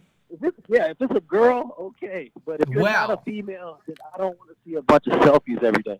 Yeah, you don't want to, but maybe your homie's posting up selfies, and then some girl's like, "Hey, looking good," and he's just putting up to keep. The more content he puts She out, might be the more. feeding him. The She more, might be yeah. feeding him. That's the same thing. Look. If I post one picture with my shirt off or something like that, my homie's gonna be like, dude. Now you showing out. You got the 6-pack. My girl follow you through. They mad at me for showing out. So, they gonna keep me in check. I'm not even trying to go there. So, every now and then I will pop out. But when it is a picture of me, going hard. It's a natural picture. It's not one where I just feel like I'm, have to put myself on blast for the market. I tell you what, I feel like a lesser man talking to you. I feel like you're just doing everything right, and I'm just like, Seasoned. He's seasoned. He's got that wisdom, you know? He's an OG in the game, Louis Taylor. Well, the thing is, so, Louis, like when you're doing things the right way, right? It's like it can be boring to the average listener, you know. No, it depends on what your perspective is at life at certain points. You know what I'm saying? Like, I've lived a life. If I was to tell you my life before I was 17, I probably lived 3 lifetimes with most of the listeners. So you can call me boring all you want. I strive for boredom. Well, no, that's where I want to go. I don't know if we're gonna have enough time. I mean, we can start going there, right? I mean, a little bit. We'll make Louis a regular on the show. Because you spoke about why your name is Put the Gun Away. And I was like, man, this dude, he's been through some shit. Now, you said, if I heard correctly, your nickname was Boo Boo when you were younger? Growing up, it was on the south side. It was Boo Boo. Oh, then so forget it. Louis thing Taylor has a whole episode for us. handgun. If his nickname was Boo Boo, he's got a whole episode for us. Handgun. Yeah. Yeah. Yeah, anybody on the south side of Chicago, they know me as Boo Boo. But if you don't, like, if you walk up in the streets and call me Boo Boo, I know, it's like a name where I'll know where I know you or how you know me. Even if I don't know you, you call me Boo Boo, I'm like, okay, this is where he knows me from, or this is where he heard of me from. In my life history, the guy named Boo Boo is not the guy to fuck with. Boo Boo usually has some type of story where it's like, oh yeah, that's why his name is Boo Boo. Either he snuck somebody real quick, like he's got a one-hitter quitter, or like usually Boo Boo is 50. Nah, I actually, mine wasn't that great. I was Baby Boo, then it's Boo Boo, because there's another Boo across the street. So I just went for the double Boo, and then it just. Oh, so you give yourself this nickname? No. My family gave it to me, but it ended up, over time, it ended up just sticking with me so hard. But even that, to this day, you had the respect in the street that a grown man was being called Boo Boo. No, but it's funny because that's just how they just. You like, put it like this. One day when I was wrestling in high school, right, my coach came to my house to pick me up for a meet, and he said, he asked for my name, Louis Taylor. Louis, can you tell Louis to come out? No one in the house knew my name was even Louis Taylor. No one in my own house. Stop. No, seriously, that's how it roll in my neighborhood. You get a nickname and it rides with you. It stays with you forever. Like, people to this day, Louis Taylor, nah, Boo, oh, yeah, my son. That's just the way it goes. All right, so Boo Boo, Louis Taylor, thank you for joining us here on Menace and The Man. Let's get you on again, because we want to hear, if you're open to talk about it, we want to hear some street fighting stories and all that type of stuff. That's what we love here on Menace and The Man. I want to hear from, 10 to 17 of your life. Age 10 to age 17. I want that. You want that? All right, no problem. I'll break it down to you next time y'all have me on the show. We got to set that goal and try to get through as much as possible. Fuck it. Yeah, I'll give you a whole episode. So now, are you going to Atlanta next week or in 2 weeks? Yeah, for sure. We're going to fly out next Tuesday, I think it is. We're getting ready for Belal Muhammad to go wreck shop there. Oh, yeah, good friend of the show, Belal Muhammad. We've had him on before. I'm sure we're going to have him on again, hopefully after he gets this win at, what is this, UFC 236. It's a big card, man. It's going to be a good card. It's got a lot of action on it. I'm hoping we can go make some waves, We got, I think, 2 title fights on the line, so it's going to be a good card. Hope we got a lot of views coming around. Oh, yeah, big card for Belal to come on there and steal the show. Yes, sir. That's the game. Remember the name. What's next for you? Are you fighting May? Yeah, I got May 9th. May 9th. I don't know if I've been clear to say too much yet, but big things, big things. Is that the Long Island card? Yeah.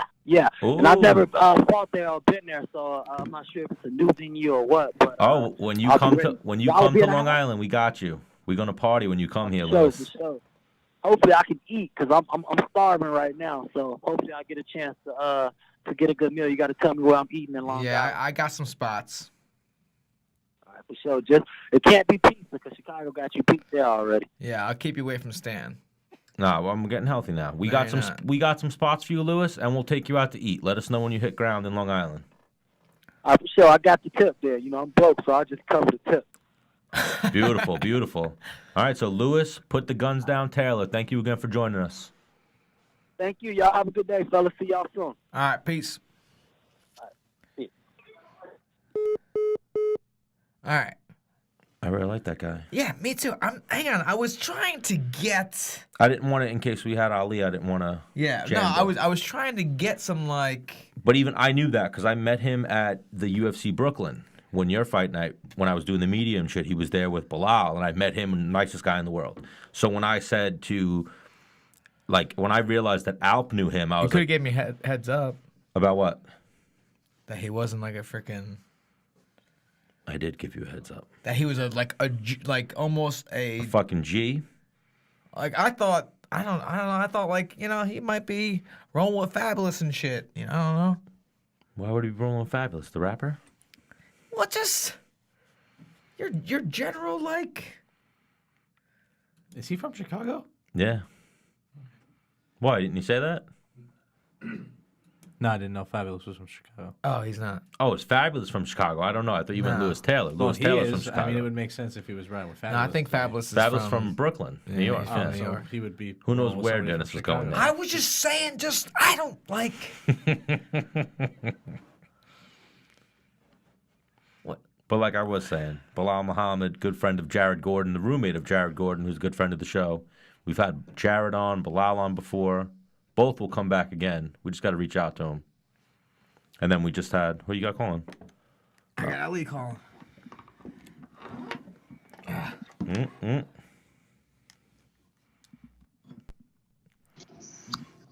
Ali. What's up, brother? Ali Abdelaziz, welcome to Menace and The Man. What's up, guys? How are you guys? I'm on air. Yes. Yes, you are. Okay, let's get it. Let's get after it. Stan the Man here, Dennis the Menace Bermudez. Now we're joined by the manager to the stars, one of the best guys in the game. That you manage everybody pretty much. How many Yes. guys do you have under your roster right now?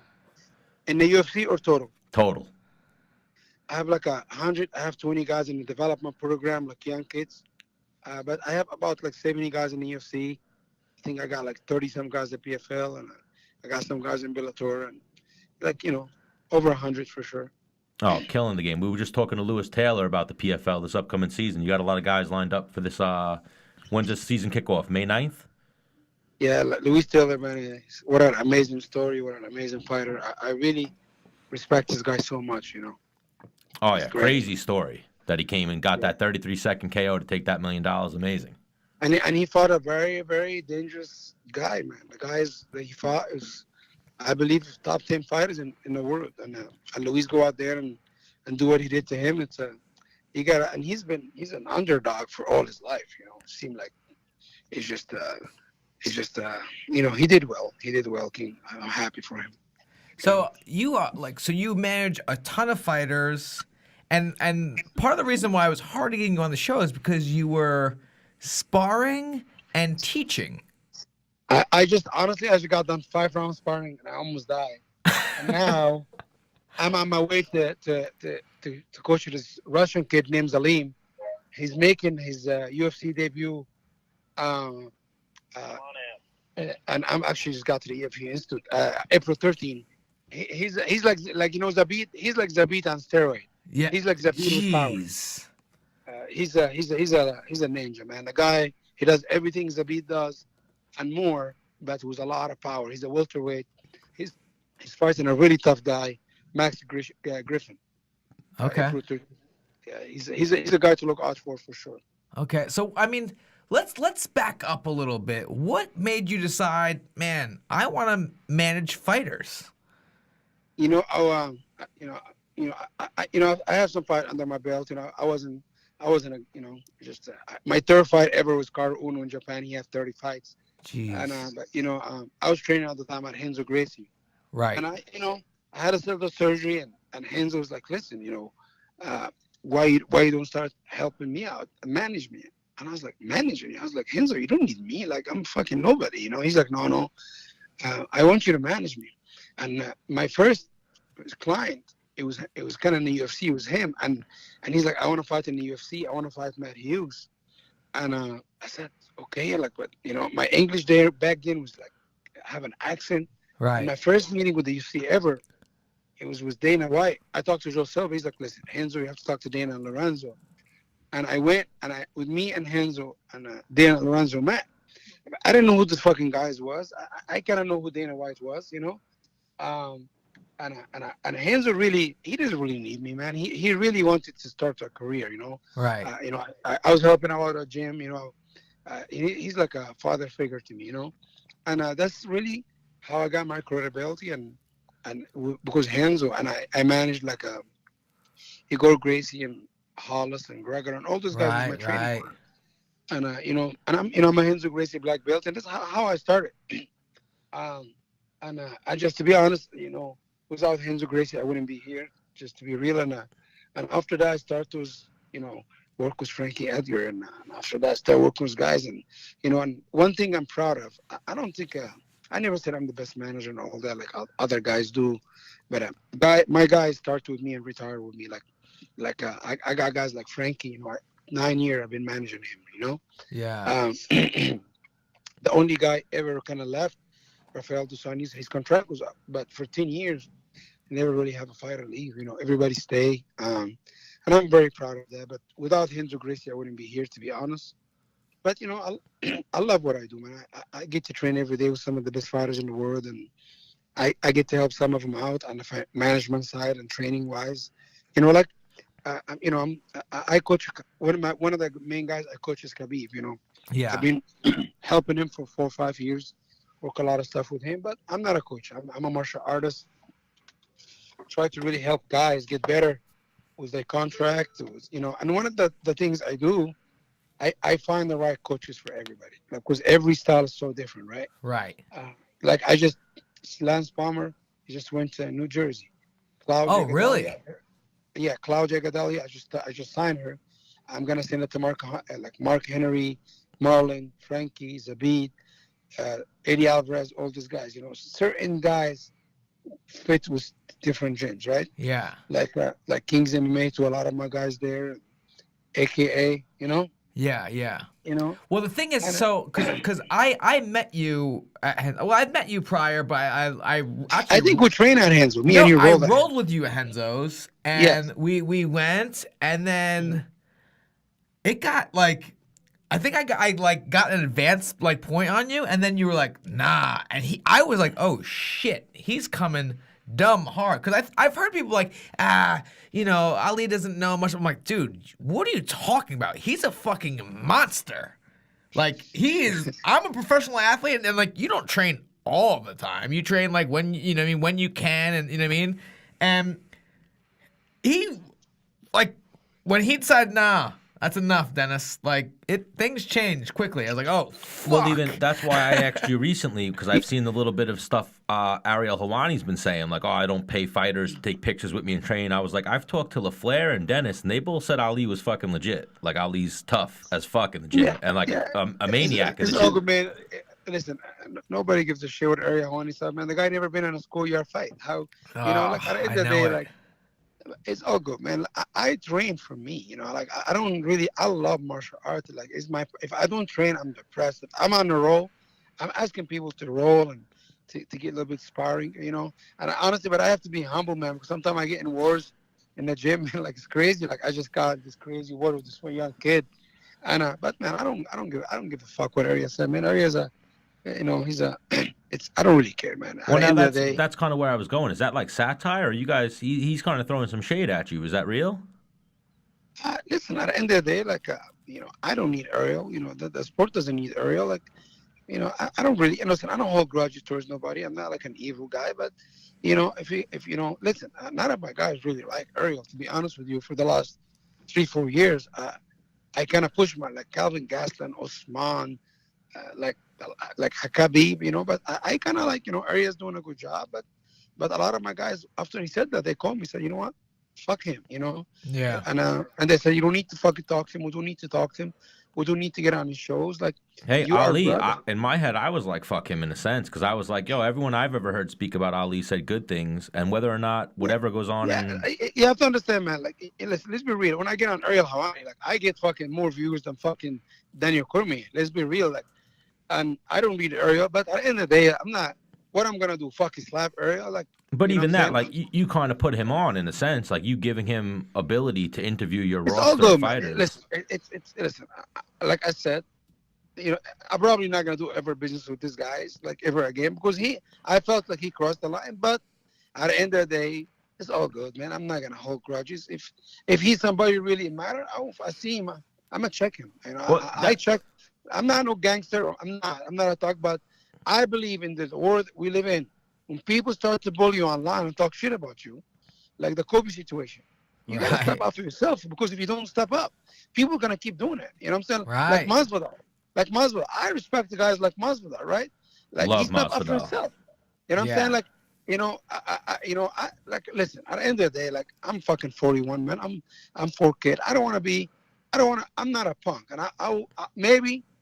If Francis and gonna talk shit to me, I'm gonna fight. It doesn't matter. I know I'm probably gonna get knocked the fuck out, but at least I fought. Nah. But it doesn't mean I know I'm a manager. Everybody expect me to act certain way and act certain way. Listen, this is who I am. I'm not gonna change for nobody. I'm just not gonna let. But the whole thing is, what I'm gonna do to her? Fucking slap him and let him call the cops on me. You know? And I'm saying, like, right. but I'm not. Listen, it's all good, man. It's all good. Like, listen, Arya, you know, he did some good things for me. I do some good for me, but it's limits. You know, Right. you don't Yeah, disrespect. I, You don't disrespect. I me had like to that. ask because, like I said, I've seen you guys do good things in the past, and I've seen so Yeah, many man, of your but guys on his show every week, and Yeah, now all of a it's sudden him not- to throw a little bit of not- shade not- is like Not biting the hand anymore. that feeds you. Yeah.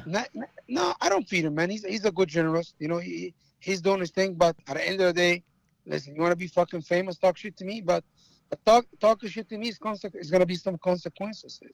You know. Oh, But absolutely. Yeah. I don't think he can handle the consequences, and I don't think it would. I just gotta move on, man. I forget about him. Like, now he's not allowed to talk to my guys. He not even at fights. He cannot talk to my guys at fights. You know, like, it's all good, man. But the whole thing is, You're the those one shows- laughing at the end. Yeah.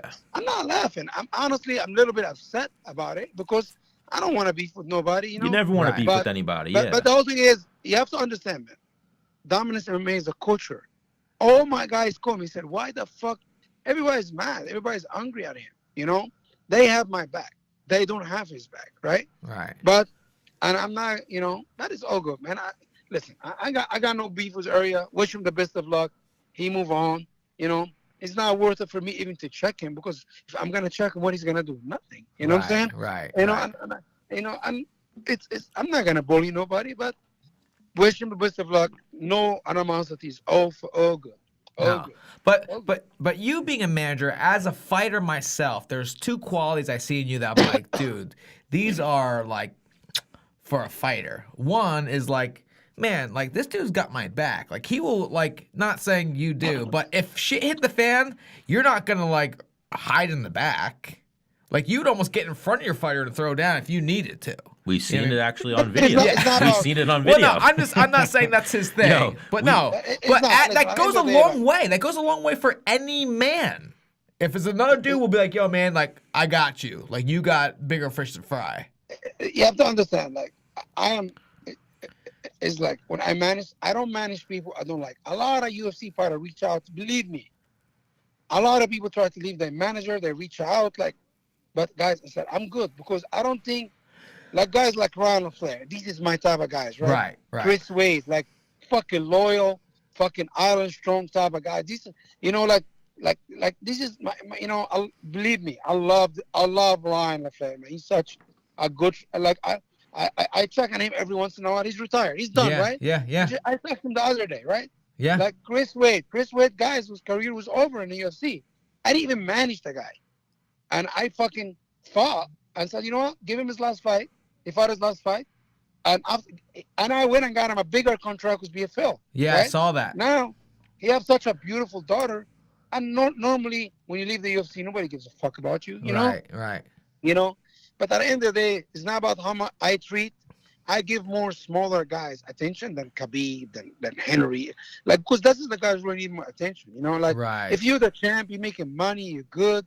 Like Usman, after the won the title, I said, bro, go fuck yourself. I'm done with you. But Usman, I'm with him everywhere in the past. He's a little bit different. He's my friend, right? Right. And I didn't get in it with Kobe because Usman. That was personal, because Ariel started beef with me and Kobe, and I don't got no beef with Kobe, right? And Kobe got on an interview and said, me and Dana White suck each other's dick, and you know that.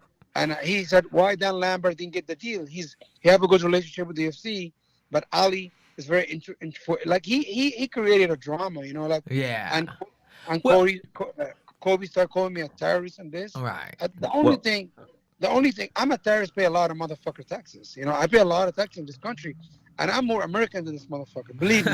If I have a draft tomorrow, I will volunteer first. I will go in the draft. No problem. Right? Well, now, I've seen you and Usman are super close. Now, that's not even the first time. Like at the PFL, didn't somebody try to get at you or somebody, and you guys got in a fight then, right? Yeah, but somebody was kneeling doing the national, like an Italian guy. He was kneeling, and we looked at him. He's like, "Oh, he's drunk," you know. What the fuck? I'm a Muslim, and African, and Osman is black as hell, right?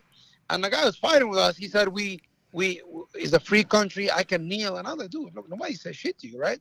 And it was like 8 of them was me and Osman, and Osman said chill, and then Osman started talking to him, and the guy started talking crazy, and all his friends come in, and Osman turned, and the guy started sucker punch Usman, right? Yeah, I was right there for that. I remember being like, who the fuck would punch Usman? Where was that at? At the PFL at Madison Square Garden. Oh, A random fan stepped to Kamaru Usman. But it was embarrassing a little bit, but fuck, man, we have to defend ourselves. You know? Yeah. Oh, 100%. I was right there. Like, I walked up on the aftermath of it, but, like, you and Usman were 100% provoked by, like, a drunk white dude. Like, a drunk guy just fucking... And I remember being in my head, like, why Usman? Usman's the last dude I would provoke. You know what I mean? But Usman, man, is a sweetheart. He's one of the nicest kids. He is. Yeah, but Usman he keeps also... it real. He keep it real. Yeah. Like you know, I listen... And in a way, like, where I come from, you don't say I'm a terrorist and I suck dick and all. You know what I'm saying? It's like, did you ever hear any of my fighters talk bad about me? Never. No. You never. You know what I'm saying? Like my fighters sometimes fight with people on the internet, and I call them and say, hey, stop fighting with fucking people. It's all good. Let people talk. At the end of the day, I used to care, right? And Dana White one time, you know, he's a guy I respect. Me and Dana get into it a lot, but nobody will ever know about it. And this is why a lot of managers now and a lot of Ariel said I work for the UFC, right? But a smart manager, you need to have a good relationship with the UFC. 1,000%. And a lot of people said, "Oh, Ali worked for the UFC," you know. And Ariel started this whole thing, right? But the whole thing has come from other jealous managers and jealous people, and a lot of great managers out there, man. I'm not the only manager doing a good job for my guys. A lot of great guys out there, you know. Yeah. But if me and Dana have this agreement, right? You know what I'm saying? I'm gonna do it behind closed doors. Me and Sean Shelby, we get into it a lot. Yeah. But at the end of the day, it was respect, was honor, was integrity, right? But I don't need to run to Ariel Helwani, right? I don't need to run to anybody. Right. But let's be real, guys. Like even Ariel starts saying that about me. Like Ariel was the only reporter getting checked, you know, like by the UFC. He worked for Fox. And Dana doesn't like him either. Oh my God, can't stand him. But the whole thing is honestly, like, maybe Dana a little over the board about this area thing, because at the end of the day, like, we have to forgive each other. We cannot hold grudges. Yes and no. Like, you don't want to hold grudges. You don't want to be mad at people. You always want to forgive. But at the same time, the Ariel and Dana feud is like, okay, so we're going to give you a job, and with this job, you might get privileged information. It's UFC's information. He went and he released the Brock Lesnar information as if it was his for his own news scoop. But it was like, listen, his Ariel job is to report, but he also worked for the UFC. Let's be real. It was a gray area. Ariel Helwani, Dana gave Ariel Helwani the first interviews, like everything he gave it to Ariel, but also Dana expected Ariel to cannot keep news. But you know, Ariel's job to give news. I understand the UFC was paying him, but he's a reporter. You know, it's an integrity in today's too. It was a conflict of interest, right? It was a huge conflict of interest. And listen, ESPN too. ESPN pay the bills, but who without the UFC will not be ESPN, right? Yeah. They should bring Menace and The Man on. Yeah. They should bring Menace and The Man on. Like, forget those guys. Just bring me and Stan on, and we'll take care of biz. Yeah, but it's all good, man. At the end of the day, man, it's people have to show each other love and respect. You know, listen, it's okay to promote like this guy Connor, right? He said a lot of bad things about me too. I don't got no grudges towards this motherfucker. The only thing I want to do, I'll slap him if I see him. I'll try to. Yeah, I like that. Well, no, you're a real person. Hang on. This new day age shit, like my father, like where he went to school, there'd be dudes waiting at the end of the lunch line, and they would see you get your money back, and they would fucking be like, yo, give me your money. And weak dudes would give him their money, but fucking a real dude would be like, no, man, you're not getting my money. Like, let's fucking fight. You know what I mean? Like, you're one of those dudes that, like, yeah, you're not taking my money. Like, we'll fight. Like, you're not... And those are the olden days. Now people want to say all these things over the internet where there's miles and miles and miles between each other versus coming to someone's face and saying something. You know, I have so much respect for every fighter, not even a UFC fighter, Bellator fighter, UFC fighter, ring and comeback fighter. Yeah. I understand the sacrifices. I'm the last person who want to disrespect the fighter. I'm the last person who want to get... I never talked about Kobe before. Or honestly, I never say nothing, even to this day, about him. But he's the one, you know, he tried to use me to promote a fight with Usman. Dude, I got nothing to do with this. You know what I'm saying? Listen, with Connor, I started it, to be honest with you, because I want Khabib to get him. And guess what? It worked. You know what I'm saying? Right. I'm not going to, but at the end of the day, like, I got no respect for Connor. I got no respect for people like Connor because, you know, but Kobe, man, is like, it's Kobe. You can tell, man, that kid is a fucking nerd, man. He just wants to get attention so bad. Remember, Kobe was almost cut from the UFC, right? Dan Lambert, great man he is, he found a way, somebody to start writing shit for him, interview and stuff, and this is what he does, man. He read notes before he go to press conferences and interviews, right? But the whole thing is, he crossed the line. He said a lot of racist shit. He say, you know, listen, calling me a terrorist is fucking racist. You know what I'm saying? Yeah. It's calling somebody the N-word, right? But you could do a lot of things in fighting, but once you start getting racist and going in religion, then you're in like a weird, I'm not a fucking fighter. I'm not trying to fight with fighters. I respect every man. So many UFC fighters reach out to ask for advice. They have manager. I give them advice, right? And I think they're amazing, man. All those guys, they fucking put their life on the line. Like, but at the end of the day, I'm just, you know, listen, I'm trying to support my family and try to live my dreams, and I'm living my American dream to the fullest, right? But I think the sport is taking a narrative. People want to bully other people. People want to talk shit. And listen, I know I put myself out there. I know I said I'm not a manager. I'm a promoter. Dana doesn't promote too much. The UFC doesn't promote too much. And remember, I was a promoter for WSOF, and I promote my guys. You understand? Yeah. Listen. June, I might have 5 champions. If Kevin Gastelum beat Adesanya, I have Marlon. I already have 3 champions. That'll be 4 champions. Marlon and Henry, both of my guys, I will have 5 champions. But at the end of the day, I give these guys opportunities. Those are good numbers. So now, again, you just mentioned that's got to be a tough spot. Like you brokering that deal, the whole 9, like Henry versus Marlon. Those are both your guys, right? I have rules. When I sign guys, I say this: you're gonna fight each other for #1 spot or for title. And when you fight, I'm going to be at fucking home. I'll make you the best deal you can, and I'm going to be at home. So you say this before you sign guys, pretty much. Like, you're going to be #1, and the only time you're going to fight another guy I manage is when you're fighting for the title. Yeah, listen, they fight each other. Love both guys. I know Marlon I managed Marlon for 8 years. Marlon was 7-4 when I managed him, right? People saw Marlon, he should stop fighting, start coaching. And I see something in him, you know? And after that, I started helping him. And after that, Marlon now, one of the baddest guy, one of the most complete fighters in the UFC. Fucking killer. Henry's one of the most decorated athletes in the UFC history. Listen, the best man will win. I love both guys. I wish them the best of luck. I'm not taking no sides, 100%. If Marlon show up, I'll train with him. If Henry show up, I'm a martial artist. One of the things, too, nobody can tell me not to train with somebody. You know what I'm saying? I'm just a martial artist. Right, right. Like at the end of the day, I just. You're but available. I'm not Hey, gonna go- you're available. You know, they could both show up, and you'll show them each something in the same practice. I'm not gonna show. No, I will not show him anything. No, not that's- not to beat the other guy, just to be a full martial artist. You know what I'm saying? Just that. No, but I'm just gonna. I'll train. I'll roll. I'll do something. You know. But at the end of the day, man, this is two beautiful people. Yeah. You know, they're very loyal guys. Yeah. They this guy. I love, man. This is two great human beings, and they're gonna fight, man. The best one is gonna win, and we'll move on. You know. Yeah, for sure. So Yeah. I didn't finish my second part of why I think you're a great manager, and the second part is not only will you stand up for your guys in any way, shape, or form, but that you know the game in and out. Like you train and you do all the disciplines. You get like what recovery does. You know nutrition. Like you know it all. So if a guy calls you with a problem, I cut weight with most of my guys. Like, Right. You know. Yeah. I just. Yeah, like I'm you're in all the in. trenches with them. I'm all in, but I'm also, I you know, a lot, you know, I help out, but I never said, oh, I'm a coach, right? I run a class, Benny Magalash, Francis Zangano, and a whole bunch of guys here, but, you know, we always post, but I coach these guys, but you never see me on Twitter said, oh, I'm coaching these guys. I'm helping Right. these guys. But I am, you know, I am.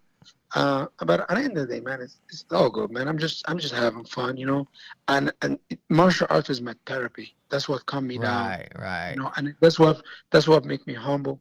This is what make me a better father, a better husband. You know, it really open visions. And be honest with you, if I didn't do martial art, I would not do good at my job.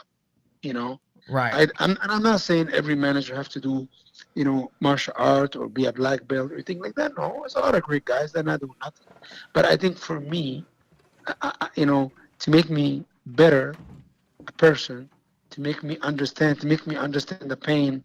Like I cut weight with Usman every fight, right? And I see how much he suffer. Khabib, I cut weight with Khabib every time, and I see how much he suffer. And that's motivates me enough to be like, fuck, I gotta go even. I go deep. I go to war with anybody because these guys, right? Right, right. And it's all good, man. I'm living my dream, you know. I know. Listen, I'm not supposed to be here. I'm a fucking Middle Eastern guy. I dropped out of college. You know what I'm saying? Yeah. I'm not supposed to be here, but guess what? I'm doing it. And if you hate me, keep hating because you motivate me. And if you love me, right. You know what I'm saying? No. 'Cause I say this. I said I'm running out of haters. You know, because my haters because people believe me. People turning around now. You know, because they see like Frankie Edgar, Kevin Gaston, like Khabib, all those guys. Like, you know, I love that guy. Let me tell you a story about Khabib. Right, 5 years ago, Khabib, he had a torn ACL. I didn't manage him. His manager stopped answering his phone call. Right, I called Lorenzo Fertitta. I said, "Yo, this kid reach out to me. His fucking leg is fucked." Lorenzo Fertitta sent him a first class ticket. He lived with my family for almost 6 months. I put him through rehabs. He got injured again, meniscus, rehab again. He lived with me for 1 year. That's how Khabib really learned English with my kids, right? And Khabib did not fight for 2.5 years, have $0 to his name. But guess what? Khabib today is the same guy I know 5 years ago. Never changed. Now, is Khabib to your kids Uncle Khabib? Yeah, like, you know, That's he's my pretty brother. cool. He's like my little brother. Amazing. Yeah. Listen, but he's honestly, man, he's like a son to me, you know. But he's one of the most beautiful, honest, hardworking human being you can ever meet in your life. He actually, man, inspired me, man. The things he does, like me and him do a lot of stuff for Africa nobody know about for the last 3-4 years, right? Right. And he does a lot of good things for a lot of good people, right? But it's all good, man. It's just I really appreciate even you guys talking to me. Like, you know, I really honestly, I backed away from doing media. But you believe it or not, right before Usman fight, I will promote this fight. I'll promote this fight because this is a fight I'm involved in emotionally, mentally. I'm probably going to go down there and do some training with Usman, you know, and just have fun with it. You know, listen, it's not, let Kobe talk. You know what I'm saying? You know, he's only digging a hole for himself. Guess what? It's good for Usman too. Listen, this is not bad, but he made it a racial war. This is gonna be a race war, because he made it this way, right? I believe Usman is more American than he is. You know? Yeah, I agree. Now with Colby in Brazil, like saying I'm here with all these animals, I want to say I don't think he meant that. Oh, he did. I think No, he meant that. yeah. Yeah. I just think he was trying to get an uproar and get people. He said the Brazilian are Filthy animals. I think he said it and didn't even realize the impact it would have had. Right. Yeah. So it had a bigger impact than he thought it would. He 'Cause- thought like, Listen, oh, at the they'll- end of the day, man, he I don't thought give a like, fuck oh, what it'll you be say. good, but nah, he Right. thought. This is some racist shit. Listen, Yeah. this is some racist shit, and I'm telling you something, man. People should get hurt. People get should hurt for get less. Yeah, but it's all good, man. Listen, he's gonna take his ass whooping when they fight, and he's gonna move on. Nobody gonna even know about this fucking kid anymore. Yeah. Well, even here, Ali, you're away from media and all that. Here at Menace and The Man, look at us as your friends. We're not media. We're friends of Dominance MMA, friends of Ali. We're friends of the MMA man, community, listen, man, period. We want the positive side, you know? If Dennis, people, man, I've been such a huge fan, Dennis fan, and for a long time, and it was hard to see him getting away from the sport and retired. But I wish him the best of luck, and I want you to come back and give me one more, man. And you know who used to come to hands with me. That was. You know who used to come. What's who that? used to come to hands on me, and he used to go at it. Yeah. Gregor, Yeah. Gregor. that's another thing He's about a- Renzo. Like, Renzo is one of the originators. Like, people say Hoist. If you're on the East Coast, it's Renzo. Like, me and Dennis would not be sitting here right now if it was not for Renzo Gracie. Yeah. We would Renzo not. built the East We would not Coast. be talking to Ali if it wasn't for Renzo Gracie. Renzo Gracie started the East Coast, Long Island, New Matt York Serra. MMA scene. Yeah. The whole scene. Like, my first coach was under Renzo, under Matt Serra, under that whole. It's all derivative off of Renzo He's Gracie. his real legend, man. Ricardo Almeida, Matt Serra, Renzo Gracie. Right. Oh He's yeah, a and even I heard you fucking say Rodrigo. Rodrigo is from that old school. Rodrigo. Yeah. That old school Matt Serra room. High and Grace used to come to America and stop in like it was fucking OGs back in the day. And Renzo was just, yes, sir. Yes, sir. And Ali, you were in that room back then? Huh? You were in that room back then? I come at the end. I come to hands in 2006. Okay. So your first Renzo experience was in the city, right? Yes, sir. Yeah, I'm talking. He used to have a place called the Barn on Long Island, and Oh, really? He actually gifted that school to Matt Serra, and it became Serra Jiu-Jitsu. Oh. But at one point, it was like Rodrigo Gracie, Renzo, and Matt Serra, and Matt Serra's the best, man. and Ricardo Best guy. Almeida ran the school. Wow. Like back in the day. And now look at all them. Like Almeida's the fucking guy in New Jersey. Renzo's Yeah. the guy. Ali's the guy. Like all these people. And it's all Renzo Gracie. It's all Renzo Gracie. Yeah. I wouldn't be here without him. And listen, man, with the whole Kobe thing, with the whole Ariel thing, with the whole Conor thing, I don't hate none of these guys, man. I wish him the best of luck. I wish him success. I wish their family outside. I don't wish Kobe success. After they fight, I wish him success. Right. But at the end of the day, it's all good, man. I don't hold grudges towards nobody, and I know this whole Ariel thing, but it's all good, man. Ariel's gonna move on. I'm gonna move on. He's gonna do what he do, and I do what I do. But it cannot be personal between me and him. It's not even fair. Yeah. To be honest. Right. Because I mean that's like a martial arts thing. If you're hanging on to the past, it's very hard to move. You're wasting energy focusing on the past when, man, you need to look ahead. You got to be positive. You got to put the energy towards being positive. Bigger and better. It's crazy. And listen, I appreciate you said me and you went at it at the gym, right? Yeah. But in a way, I did martial arts for 35 years, right? I'm a judo black. I'm a fourth degree judo black belt. I competed on a very high level. I'm a jiu-jitsu black belt. I fought in K1 in Japan. Yeah. But in a way, how are you gonna talk about I pay my guys? Bro, I fucking are you fucking serious? You think Renzo Gracie gonna give somebody a black belt just to be fucking nice to him? Like No, Ali, anything Ryan LaFleur says usually, for me and Dennis, is gospel. Ryan LaFleur told me Ali was legit. And I was like, okay. I roll with Ryan. Me and him went at it. Yeah. And he's fucking beast too. Yeah. And Dennis told me the same thing. Dennis said rolling with you was like rolling with a fucking warrior, like someone who was going as hard as they can go. Oh, yeah. It was real. It He was didn't real. it didn't matter who was in there. Yeah. Playing for keeps. It wasn't it was I'm winning. Damn. Well, you're a throwback, Ali. We want to thank you for joining us. Let's don't be a It's such stranger a pleasure, here. man. I want to thank you guys for having me on. Dennis, man, keep doing what you do, brother. I'm a big fan. I'm always going to support you. Thank you, brother. Chris Wade, Ryan LaFleur. I love these guys, man. And And whatever you guys need, I'm always here. Thank you so much. Thank you, man. I appreciate your time, brother. You're super busy. I appreciate you making time for us. Yes, sir. Thank you so much, Ali. We'll talk to you soon. Bye. Ali Abdelaziz. Yeah, he's a legend in the game. He's managing. He's the man right now as far as managing, but he gets a bad rap. He sounds like a nice guy. No, he's a very nice guy. I just think he with the guys he manages, it's not a business deal. It's emotional. It's like, yo, like Stan, you're my boy. Yeah. It's not just, oh, we do Menace and The Man and we're partners. Like, if we went outside right now and someone was like, yo, Stan, you fucking suck. I mean, in reality, I'd probably be like, yeah, you're right. Yeah, you're right. Yeah, you're right. But can you get him a life? That's like his line everywhere. No, but let's say this dude came up and pushed you. I wouldn't be like, oh, shit, Stan. Like, what are you going to do? Like, this dude's getting lumped up. You'd be like, oh, Stanley's fighting somebody. No. Like, what I'm saying is, like, I would come to your... Because me and your relationship is more than just business. Like, we're buds, too. You would distract him while I hit him? Yeah. And I like that. You know, I think that's what it is with Ali. It is business, but, like, those are his people, too. You know? Bro, I saw the fight. I didn't want to go full bore into it right there, but like he's a fucking maniac. Like him and Usman. So even like I said, who would want to fight Usman? This is a fucking national champion wrestler or whatever, D2, whatever, fucking really high level wrestler, Olympic training center. Been training striking with Henry Hoof for 8 years. Probably can throw the cleanest fucking right hand.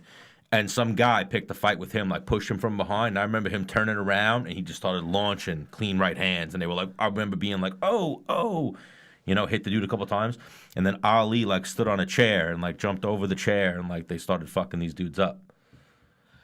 Maybe one dude, maybe more than one, but it was just chaos real quick. And I remember being like, I just watched Ali and Usman fuck up a couple dudes in the crowd, and then Ali was like, get him, you know, because he's the manager to the stars. He was at World Series of Fighting. He has a lot of pull there. He was like, this, and this, get them the fuck out. Right. And those dudes got taken right out. So that's how it should be, man. Yeah. That was a good interview, though. I feel like we got some gold today. Yeah, no, he's super dope. Other than that beginning, we'll have to re-listen to it and see how good Mine and Menace is. You should just cut that right now. Just cut that right out. Dude, I think my acting was... We'll see. Hang on, I think my acting was... We'll see. Tits. Tits? See what I did there? I think your acting was uneven, unorthodox, weird-looking tits. Yeah. That's another angle I like to use too. Now, can you give me some originality and hang on, in a snap of the finger, I changed who I was, my appearance and everything, real quick. Oh, forget about it. You know what we need to do for that? Like, you threw me a little curveball there. We should actually act this out and get uniforms and really have. I was gonna say, have a wig. Yeah. Get a little bit more in character. Punk your lips out. Yeah. Yeah. And you were, let's be honest, you were a bitchy female. Yeah. You weren't out to meet a guy. You weren't out to meet a guy. You were out to be a bitch almost. Yeah. I was the girl that knows she's hot already and just like I know what this guy wants, you know. I was that girl. It was exuding. So girl. You were giving me the vibe like, this girl kind of a bitch. Yeah. Sorry. You were you were talking out loud shit about me before I even walked up. Well, the thing is that girl that knows she's hot and is just like looking around the room like everybody owes her something. Like, I just fucking like. For future reference, like that was, I would never, if I walked up to a girl and she was talking shit about me, as I walked up, I would just go, okay, and I'm not gonna try to talk to this girl. Well, depending on how many drinks I had, I might be like, you ain't shit, and then keep it moving. Or no, I'm gonna flip her. I wouldn't do that. I wouldn't do that. I wouldn't do that because I don't want to bring other people down. But I would tell my boys, she ain't shit. She thinks she's something, but she ain't shit. Well, real quick before we get out of here, let's shout out our sponsors. Yeah, do Terp that. House. Check them out. Terphouse.com. Terphouseclear.com. What code could they use if they want to get a discount, Stan? Man Show, and you'll get 20% off your entire purchase, which is amazing if you're trying to get your cannabis or CBD products, bath bombs, CBD oil, all types of shit. So check them out, Terp House. And then check out our boy, Joe Romeo, J. Romeo Realtor on Instagram. If you're trying to sell a house in the New York area.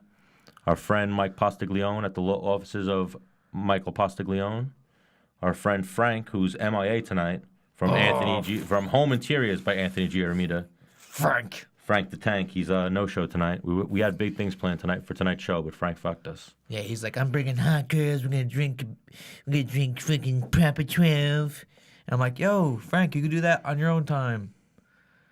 But bring him. And then he didn't come. And I'm like, And then he no-showed, so. yeah.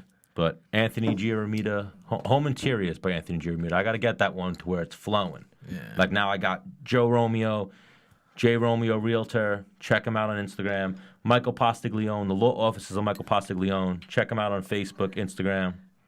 Terp House, you know where to find them. Movement BJJ. And our main sponsor, our friends over Menace Tube.